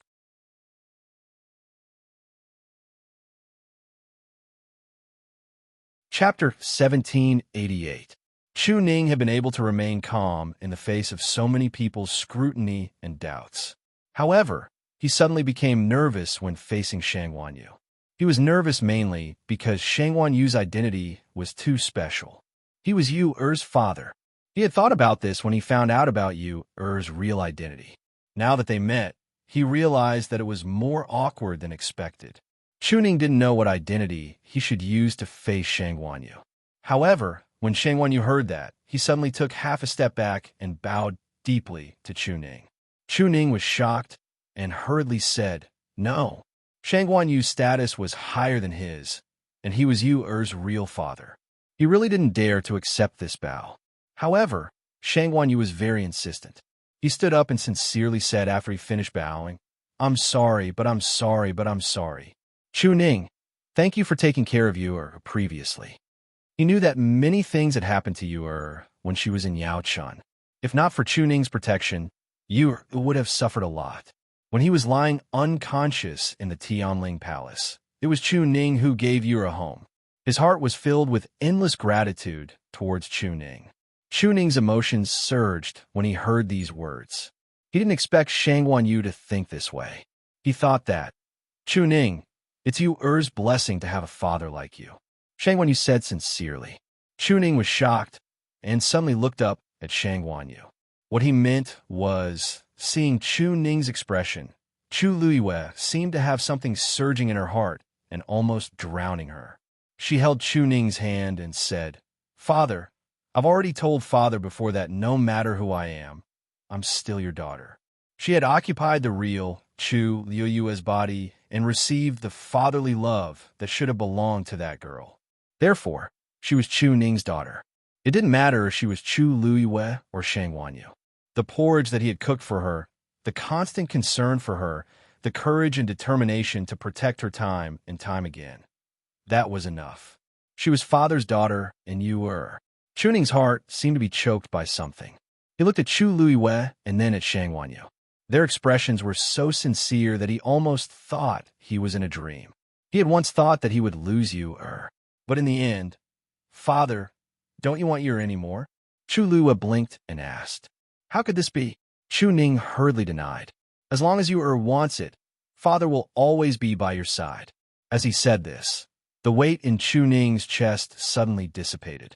In an instant, he felt as if his entire body was smooth and comfortable. This was how it should be. No matter what, he would still love you dearly in the future. Seeing that Chu Ning was truly relieved, Chu Luiyue also felt much more at ease. To be able to receive 2 sets of fatherly love was her luck and blessing. Rongxiu watched from the side, and a smile appeared on his handsome face. Since she was happy, he was happy too. Although there were many twists and turns in the middle, everything was finally perfect now. He could see that she was really happy. After they exchanged a few more pleasantries, Rongxiu said, "Now that the dust is settled and all the elders are here, let's start preparing for the wedding." All the revered elders had already guessed his plan, so when they heard this, they weren't too surprised and all agreed. In fact, Rongxiu had already sent people to prepare for this matter long ago. So even if the notice was rather sudden, Yuntian Tower could still arrange everything in an extremely short time. Rongxiu gave a few more instructions, no matter how big or small. 36 revered Elder Ming asked, "Your Highness, the people to be invited for the wedding." Rongxiu handed over a list of names.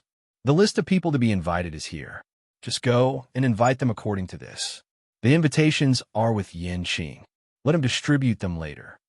36 revered Elder Ming's mouth twitched unnoticeably.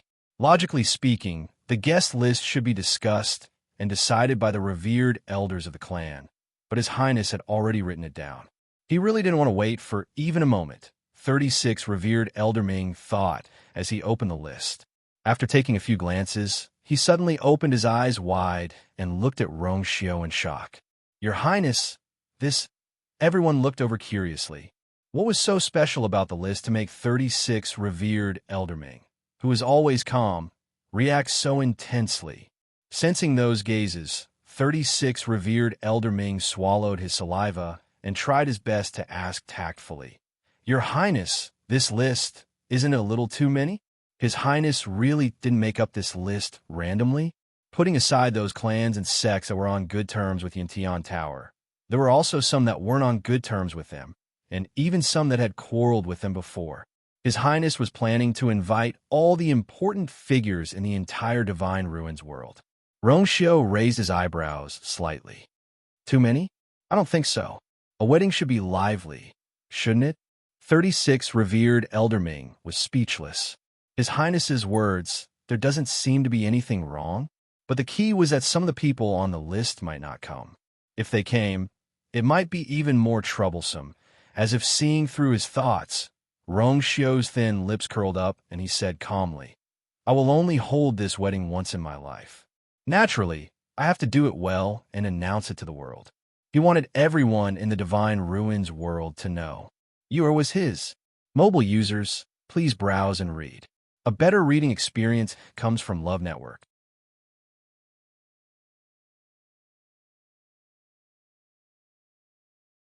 Chapter 1789. The entire Yuntian Tower became busy. The Holy Sun's wedding was a big event for the entire clan. Everyone was naturally mobilized and did not dare to slack off.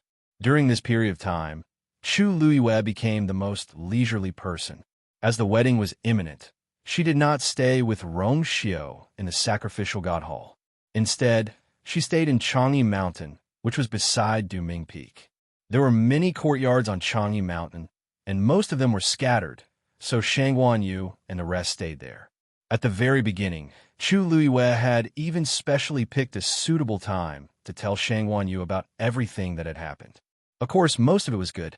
As for some of the more troublesome parts, most of it was skipped. Anyway, those things were already in the past, and there was no point in talking about it. It would only make father sad. Even so, Shang Yu's heart still ached after hearing it. This made Chu Luiyue even more grateful for her previous choice. On the other hand, Chu Ning had been staying in his room ever since he came to Chang'e Mountain. On one hand, he wanted to let Chu Luiyue and Shang Yu catch up. On the other hand, he also wanted to concentrate on his cultivation. After coming to the Yuntian Tower, he realized that the strong were indeed respected here. If he stayed as a rank 1 warrior, not only would he be looked down upon, but he would also implicate Yu'er. Therefore, he put almost all of his thoughts and energy into this. Fortunately, he had the indestructible divine body now, and his talent had a qualitative leap. In addition, the Yuntian Tower was full of energy, which was very beneficial for cultivation. Chu Ning's cultivation speed could be said to be 1,000 miles a day. On the second day, he directly broke through to become a rank 2 warrior. On the 5th day, he jumped to become a rank 3 warrior. On the 8th day, he jumped to become a rank 4 warrior. His physical body was the divine body. When he cultivated, the absorption and digestion of the surrounding energy was no different from a real high god. In this way, it was a piece of cake for him to raise his warrior rank. As his strength rapidly increased, Chu Ning's mood became better and better. At this rate, it wouldn't take long for him to complete his breakthrough and become a true high god. Although a high god expert wasn't considered a top cultivator in the Divine Ruins world, it was still a huge improvement for Chu Ning. When he was in Yaochun, he never thought that he would be able to reach the legendary realm one day. And all of this was because he had met Yu'er. As long as he could become stronger, he would be able to protect Yu'er in the future. Chu Luiyue also focused on cultivating in his residence. Rong Xiu had long arranged everything for the wedding ceremony, and there was no need for her to interfere in any of the major and minor matters. After asking a few questions, Chu Luiyue found that he was worried for nothing, so he simply and wisely gave up on these questions. Instead, he focused his mind and energy on his own cultivation. Even though there were quite a few accidents and dangers along the way, it was very obvious that Chu Luiyue's abilities had improved in all aspects. Especially in the god-slaying mound, she definitely benefited a lot. In the courtyard, Chu Luiyue sat quietly on a stone bench.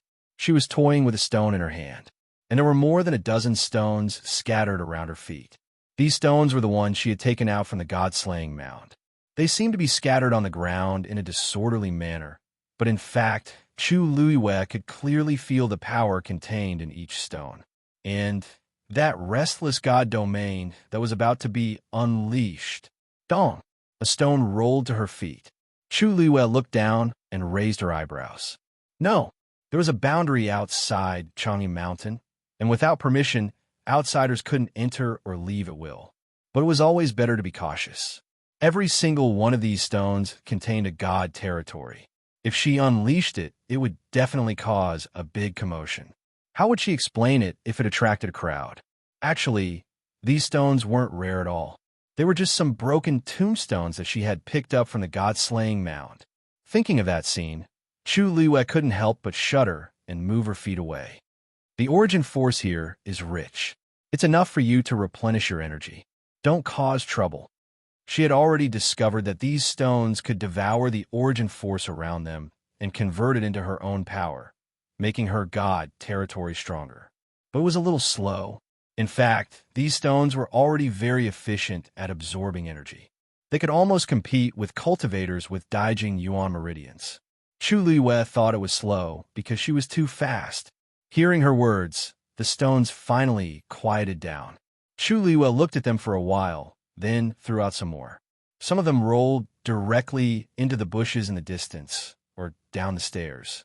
If one didn't look carefully, one wouldn't notice anything wrong with these stones. A subtle fluctuation came from afar. Chu Luiyue put down the stone in her hand and looked up. It was Umo. He walked over quickly and stood in front of Chu Luiyue. "Greetings, Your Highness."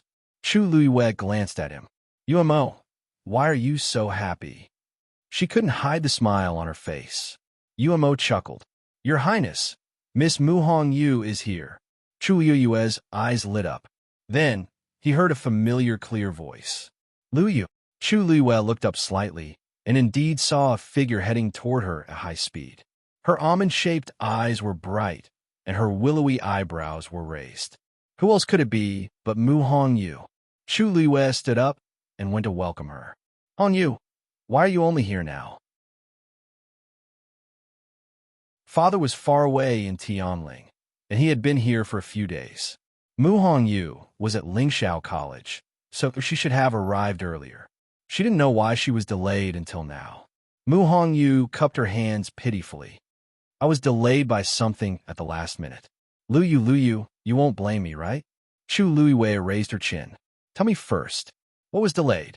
At the mention of this, Mu Hongyu's face fell. Actually, it's nothing. I've been busy breaking through recently. Chu Liyue, this is your reason? Mu Hongyu coughed. Actually, it's not completely like that. It's just that some things have happened in the academy recently. Chu Liyue narrowed her eyes. She felt that something was wrong. Mu Hongyu had always been passionate and enthusiastic about cultivation. Her aura had indeed strengthened. She must have succeeded in her death. If that was the case, why did she have such an expression? What happened in the academy? She had been very busy recently, so she didn't know much about the situation in the academy. Mu Hongyu hesitated for a while and stood up anxiously. Sai, it's actually not a big deal. It's just that Jian Fengqi also came to the academy. Mobile users, please browse for a better reading experience from Love Network.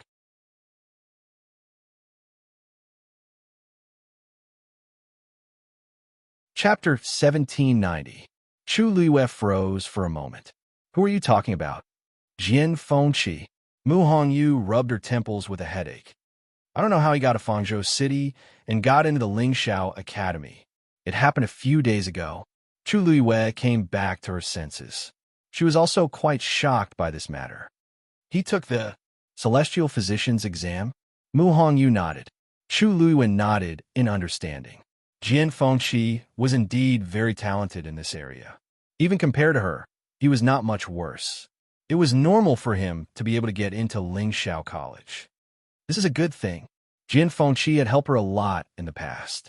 Now that he was able to enter Lingxiao College to cultivate, his future would be limitless. No matter how she thought about it, this was something to be happy about. But why did Mu Hongyu look a little upset? Mu Hongyu rubbed her face in confusion. This is a good thing for him, but for me, Mu Hongyu was a little hesitant to say something. Chu Liyue asked again, did Jian Fengqi make things difficult for you? It didn't seem very likely. Jian Fengqi was quite good to them back then. No, but Mu Hongyu's face turned slightly red. Chu Liyue was very perceptive and quickly guessed something. If I remember correctly, he seems to have your indenture contract from back then. Mu Hongyu saw that she guessed correctly and didn't hesitate anymore. Yes, he has been making trouble for me with this matter. Trouble? Chu Liyue was stunned for a moment, then quickly understood, and her expression became a little strange. Mu Hongyu was even more embarrassed under her gaze. Luyu, help me think of a way.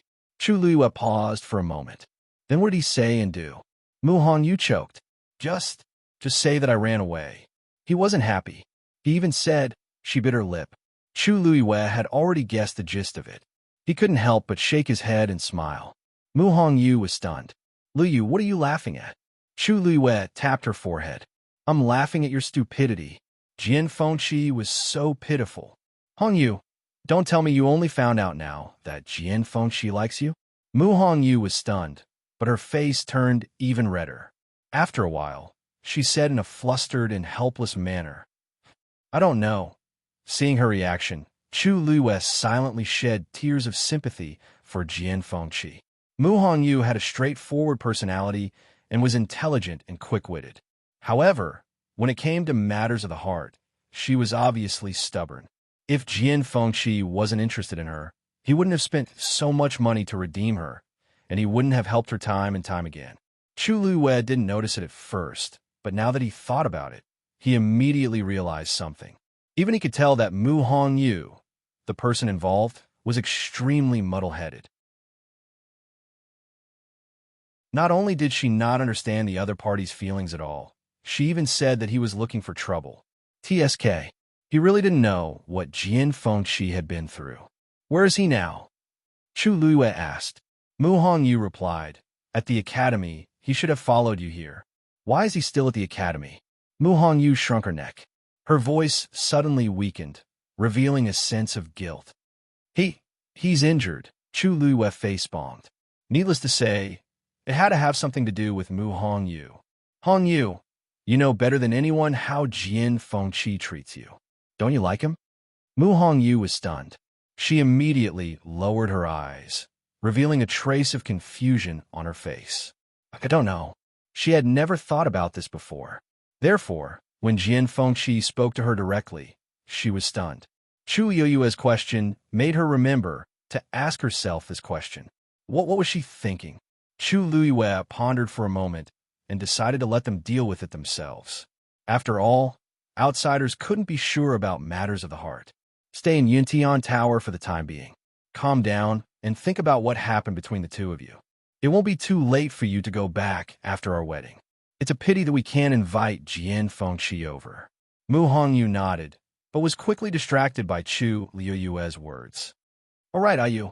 Your wedding with His Highness this time, is it very grand? When I came just now, I saw that many places were already decorated. It's so beautiful.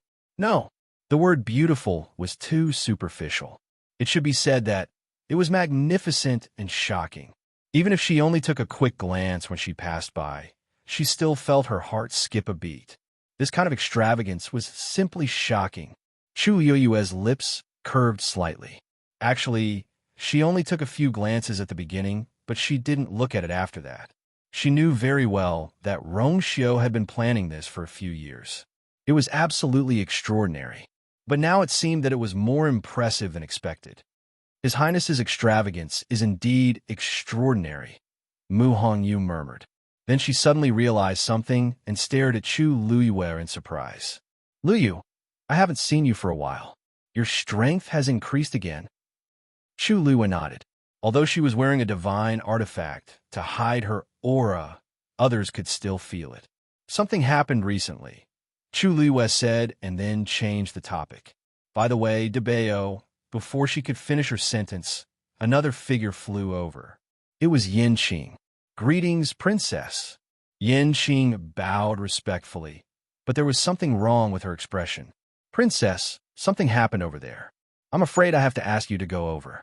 Chu Luiyue was a little surprised. What's wrong? Yin Qing looked at her. The 13 U guards are blocked outside the barrier. Mobile users, please browse for a better reading experience from the Love Network.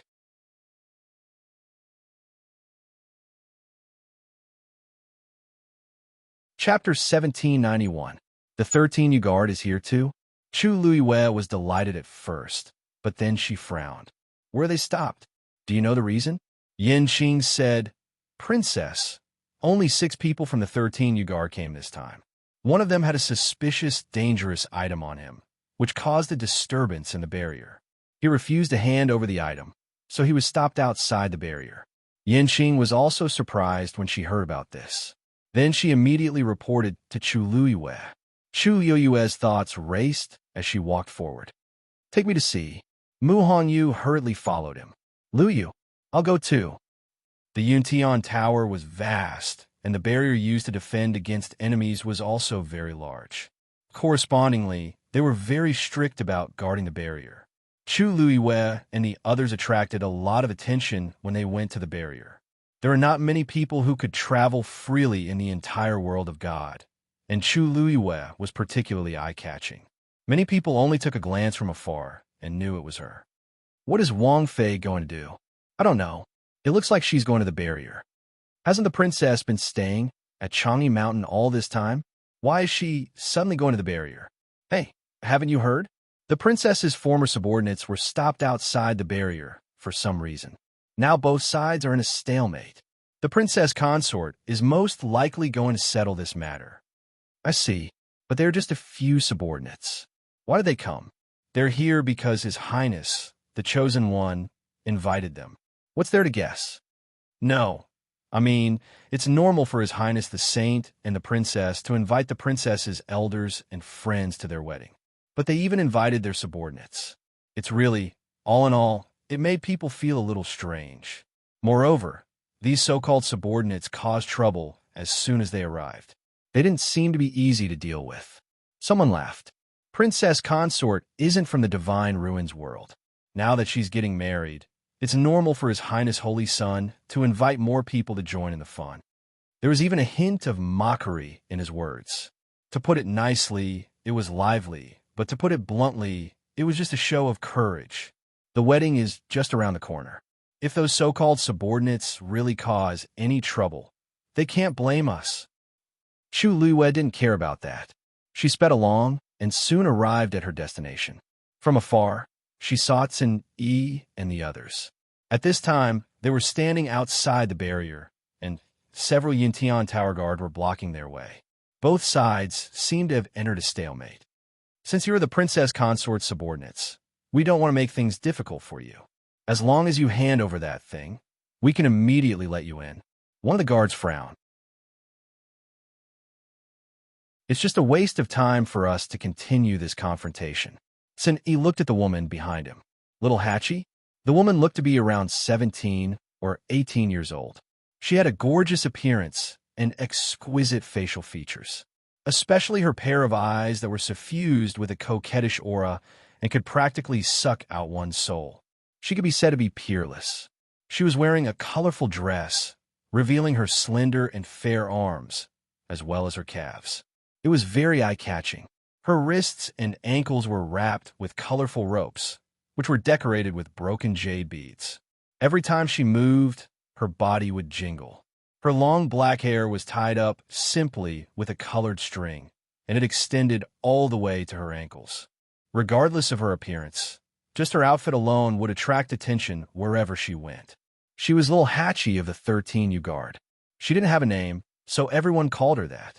When Little Hachi heard this, she pursed her red lips in dissatisfaction. Big brother, I was planning to take that thing out after seeing Master. If I take it out now, it'll be a waste. Cin Yi's long and indifferent eyes narrowed slightly, but he didn't say anything else. He understood Little Hachi's personality very well. No one could force her to do something she didn't want to do. She definitely had her own reasons for being so insistent. After thinking for a moment, Cin Yi asked, "Since you're worried, why don't you just send someone to follow us in? If anything happens, we'll take responsibility for it." The expressions of the guards turned even colder. Impossible. The barrier's reaction was so strong. How could they let them in so easily? If something really happened, they wouldn't be able to escape responsibility either. Cin Yi slowly clenched his fists in his sleeves. At this moment, he was the first to sense Chu Luiyue's movements. He turned his gaze and looked over. "Master is here," he said indifferently. The remaining guards came back to their senses and hurriedly followed his gaze. Little Hachi also opened her beautiful eyes wide and kept looking around. Where? She quickly saw Chu Luiyue. A smile appeared on that beautiful and delicate face, instantly causing the surrounding world to lose its color. In that instant, the surrounding scenery seemed to have lost its color, leaving only her. Flirtatious and gorgeous, her beauty unparalleled. "Master!" Little Hachi waved at Chu Luiyue, her figure swaying. Her pair of beautiful eyes seemed to be able to devour a person's soul. That smile of hers was truly charming. Even the guards who had been cold and stern earlier couldn't help but stare blankly at this moment. Little Hachi turned a deaf ear to them and only cared about her master. "Master, Little Hachi missed you so much after not seeing you for so long." Chu Luiyue face-palmed. She knew that the one causing trouble was definitely her. "Greetings, Princess Consort." The few guards reacted and immediately saluted. Chu Luiyue indicated for them to dispense with the formalities. "I'll handle it." As she spoke, she looked at Little Eight. "Speak, what did you bring me?" She actually caused such trouble because of this.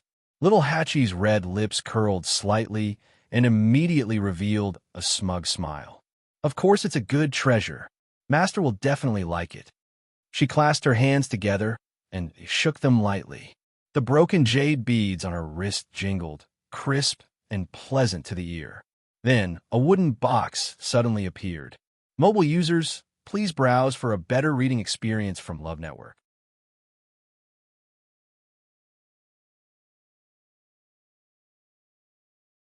Chapter 1792. The wooden box was about the size of a palm and was completely black. Only the edges were suffused with a faint silver. Especially at the 8 corners, there was a special pattern of flowers and vines. At a glance, it was luxurious and exquisite. Little Hatchie handed the wooden box over and raised her eyebrows. "Master, quickly open it and take a look. There's really good stuff inside." Chu Liwei curiously took the wooden box. Little Hatchie was very talented as a celestial physician. She especially liked to study strange prescriptions. Otherwise, she wouldn't have been able to help Chi Han refine a pill that could change his aura. For her to hand it over like a treasure, it must be something extraordinary. Suddenly, Chu Liu's eyes narrowed. Only then did she see that the flower vines on the wooden box were undergoing subtle changes.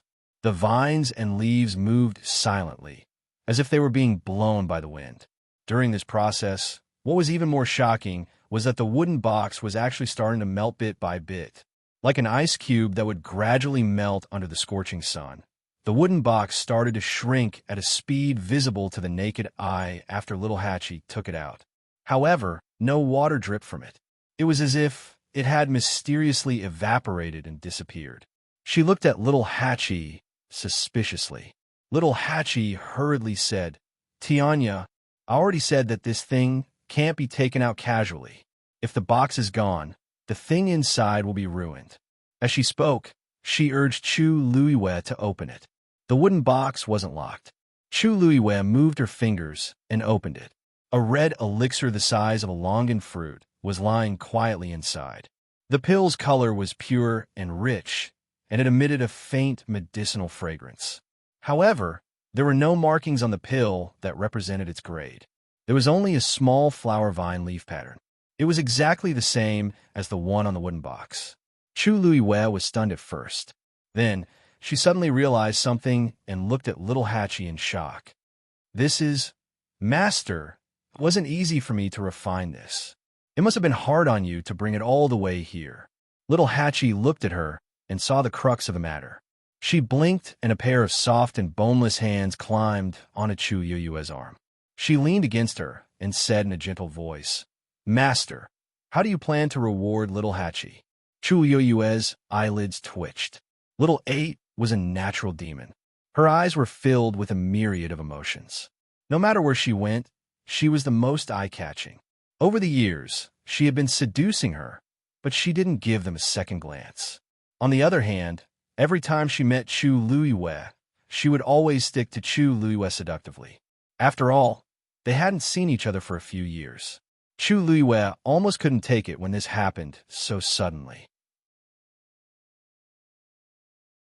Cough. Of course, Chu Liwei Ling Shao Academy's herb garden is for you to use for 1 month. Really? Little Hatchie's eyes lit up, and she was overjoyed. "Master, you're the best to me."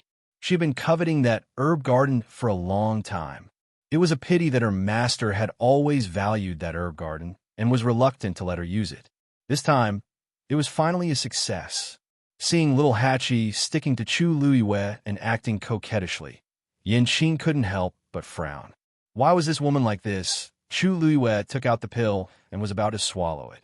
Yanqing tried to dissuade her. "Princess Consort, this pill, what if there was a problem?" Chu Liwei smiled and said, "Little Hatchie is mine. Don't worry." Little Hatchie glared at Yanqing. "This pill was specially refined by me to help Master refine his divine body. You don't know anything. Why are you here to cause trouble?" Yanqing glanced at Little Hatchie indifferently.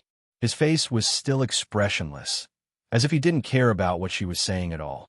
Since the princess consort said that she was trustworthy, then there shouldn't be a problem. It wasn't appropriate for him to continue speaking. But the princess consort subordinates were all rather special. Yanqing's eyes swept across Sin Yi and the rest without batting an eyelid, but he quickly retracted his gaze. Seeing that Yin Qing actually didn't care about her, little Hachi was instantly enraged. You! Chu Luiwei pressed her hand. She knew that Yin Qing had always been like this. It wasn't that he was targeting little Hachi. Little Hachi could only suppress the anger in her heart and snort. What do you people know? If Master uses this pill of mine, he will refine his divine body in less than a year. As soon as he said this, the guards secretly looked at each other and revealed a tacit smile. This woman was so boastful. It was a pity that she wasn't that smart.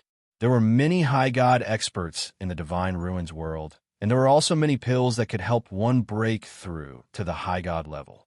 But they had never heard of a pill in this world that could guarantee that one could refine their divine body in less than a year after using it. This woman was too good at bragging. Chu Yue's gaze quickly swept across the few of them, and she easily guessed their thoughts. The corners of her lips curled up slightly as she chuckled softly and looked away. At this moment, the wooden box in her hand had completely dissipated. Since the item has been verified and I have used it, can you let them in now? The guards hurriedly bowed. Yes. Princess Consort, please. Everyone, please. No matter what, they had to give face to the Princess Consort. Chu Liwen nodded at Sin, Yi, and the rest. This time, they entered in a single file, and the barrier didn't produce any abnormal fluctuations. Chu Yue's gaze swept across them and smiled. Since you're here, follow me to Changi Mountain first. I haven't seen you for a while, so let's have a good chat. With that, she turned and walked in the direction of Changi Mountain. The others followed closely behind. It was only when their figures gradually disappeared into the distance that the guards finally relaxed. That girl called Little Eight just now was really arrogant and unbridled. She was full of nonsense. How could there be such a pill in this world? Didn't she do her homework before spouting nonsense? Saying it out loud would be a joke for no reason. I heard that they are the same as the Princess Consort, also from the Tianling dynasty. They probably think that we are as ignorant as the ordinary people from their place, right? Huh. So they're from outside the Divine Ruins world. No wonder. I really don't know how the Princess Consort chooses people to take in such people as her subordinates. Didn't you see the youngest youth over there? He looks to be only 13 or 14 years old. He's just a teenager. What can he do? I'm guessing that the Princess Consort chose these people for fun.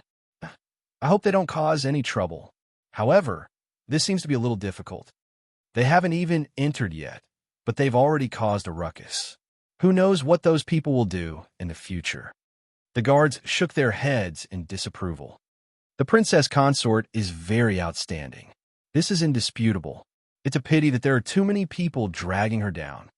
Mobile users, please browse and read. A better reading experience comes from Love Network.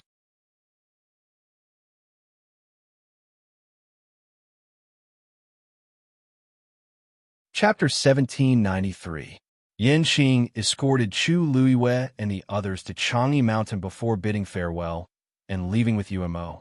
The Princess Consort and her subordinates would definitely have a lot to talk about.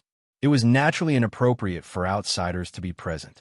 Little Hachi pursed her red lips as she watched Yin Qing and Yu Mo's departing figures.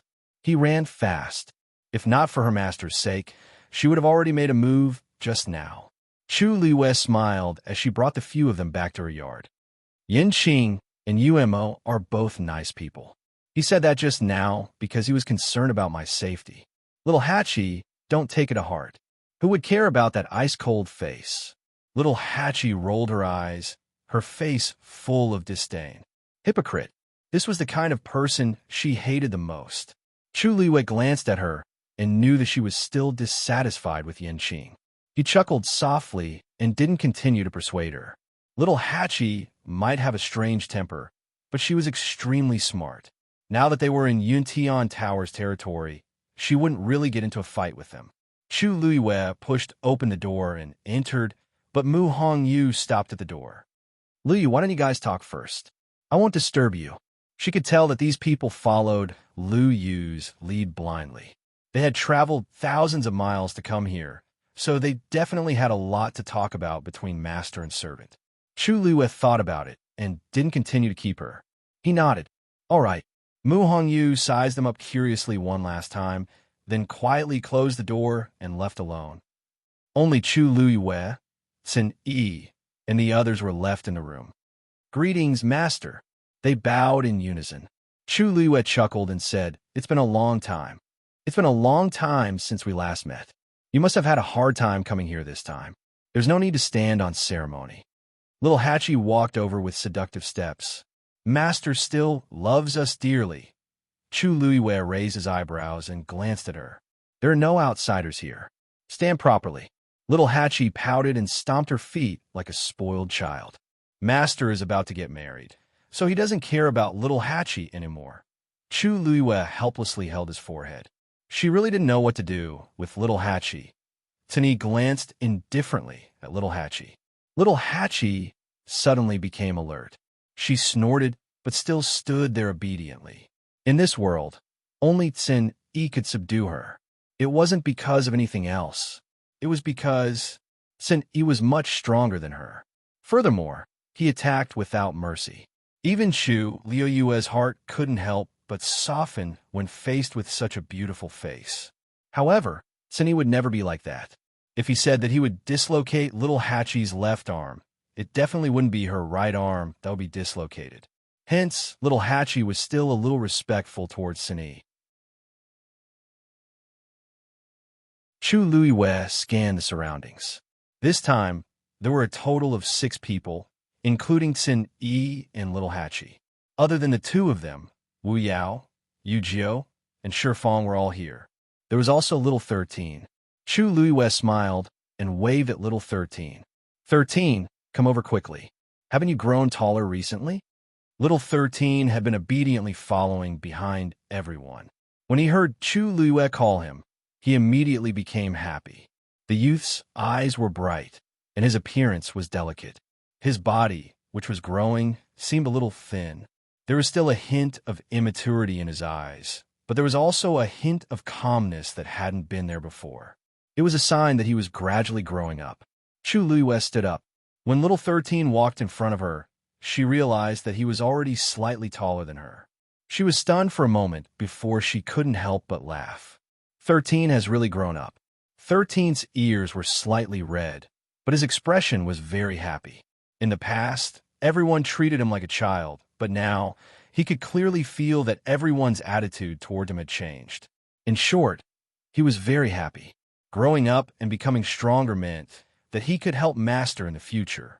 Chu Luiyue patted 13's shoulder lightly, then looked at everyone. Apart from Tsin Yi, she really hadn't seen these people in a long time. How have you guys been? They all nodded. Tsin Yi, I've been reading recently. Very good. Wu Yao, I've been practicing boxing recently. Very good. Yu Jiu, I've been practicing swords recently. Very good. I've been farming recently. Very good. Chu Luiyue, seeing her speechless expression, 13 hurriedly raised his hand. I've been running recently. Very good. Chu Luiyue looked at him with gratification. During puberty, you should run more and exercise your body. 13 was very happy to be praised. A shy and bright smile bloomed on his delicate face. Master, you haven't praised 13 in a long time. Last time, you said that 13 cooked well and praised 13 for eating a lot. Chu Luiyue. Oh, is that so? She coughed. It had been a long time since she last saw them, but these people were busy with their own things as usual. Where are the others? Previously, His Highness the Holy Sun sent a message to Tianling. After knowing that you're going to marry the Holy Sun, I immediately informed the 13U tribe. However, time was a little tight, so only the few of us rushed over. The others were further away, so they couldn't come together. In addition, for Wells and the others were stationed in Tianling. We had to leave someone there. Chu Luiyue nodded slightly. I'm already very surprised that the few of you can come. Ever since her accident, the 13U tribe had left Tianling and scattered. After such a long time, there hadn't been a chance to gather them back. Now that 6 of them had come, it was indeed quite good. Tsin Yi looked at her and asked, Master, have you regained your memories? Chu Luiyue nodded.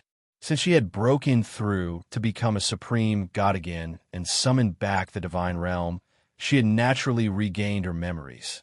Sunny nodded. In fact, they had already guessed this before, but this was a serious matter, so they still had to confirm it before they could truly be at ease. Chu Liwei asked them a few more questions, and everyone answered them one by one. She also briefly told them about some of the things that had happened recently. Wu Yao looked ashamed. I didn't expect Master to have suffered so much here. It's all our fault for coming too late. Chu Liwei smiled nonchalantly. Misfortune is a blessing in disguise. Although there were some twists and turns in the middle, fortunately, everything was daunting but not dangerous. Moreover, I gained more than I lost. Overall, it was actually a good thing. 13 clenches fists. Master, then after this, we won't go back. We'll stay in the Divine Ruins world with you. We'll protect you well. Sun Yi's expression changed slightly when he heard this, and he looked at Chu Liwei. Master, what do you plan to do after this? Chu Liwei knew what he was asking. She paused but didn't immediately answer this question. Instead, her lips curled up in a smile. I have a friend who has been researching how to build a teleportation formation. If you have time, go and teach him. Sun Yi nodded. Yes. Mobile users, please browse for a better reading experience from Love Network. You're tuning into the Romance Rendezvous YouTube channel. We're so grateful for your support, and don't forget to subscribe to join us on this incredible journey through captivating stories. Your generosity through donations truly makes a world of difference, as it's the primary source of revenue that allows me to expand and enhance this channel for you. Thank you from the bottom of my heart for being a part of this adventure.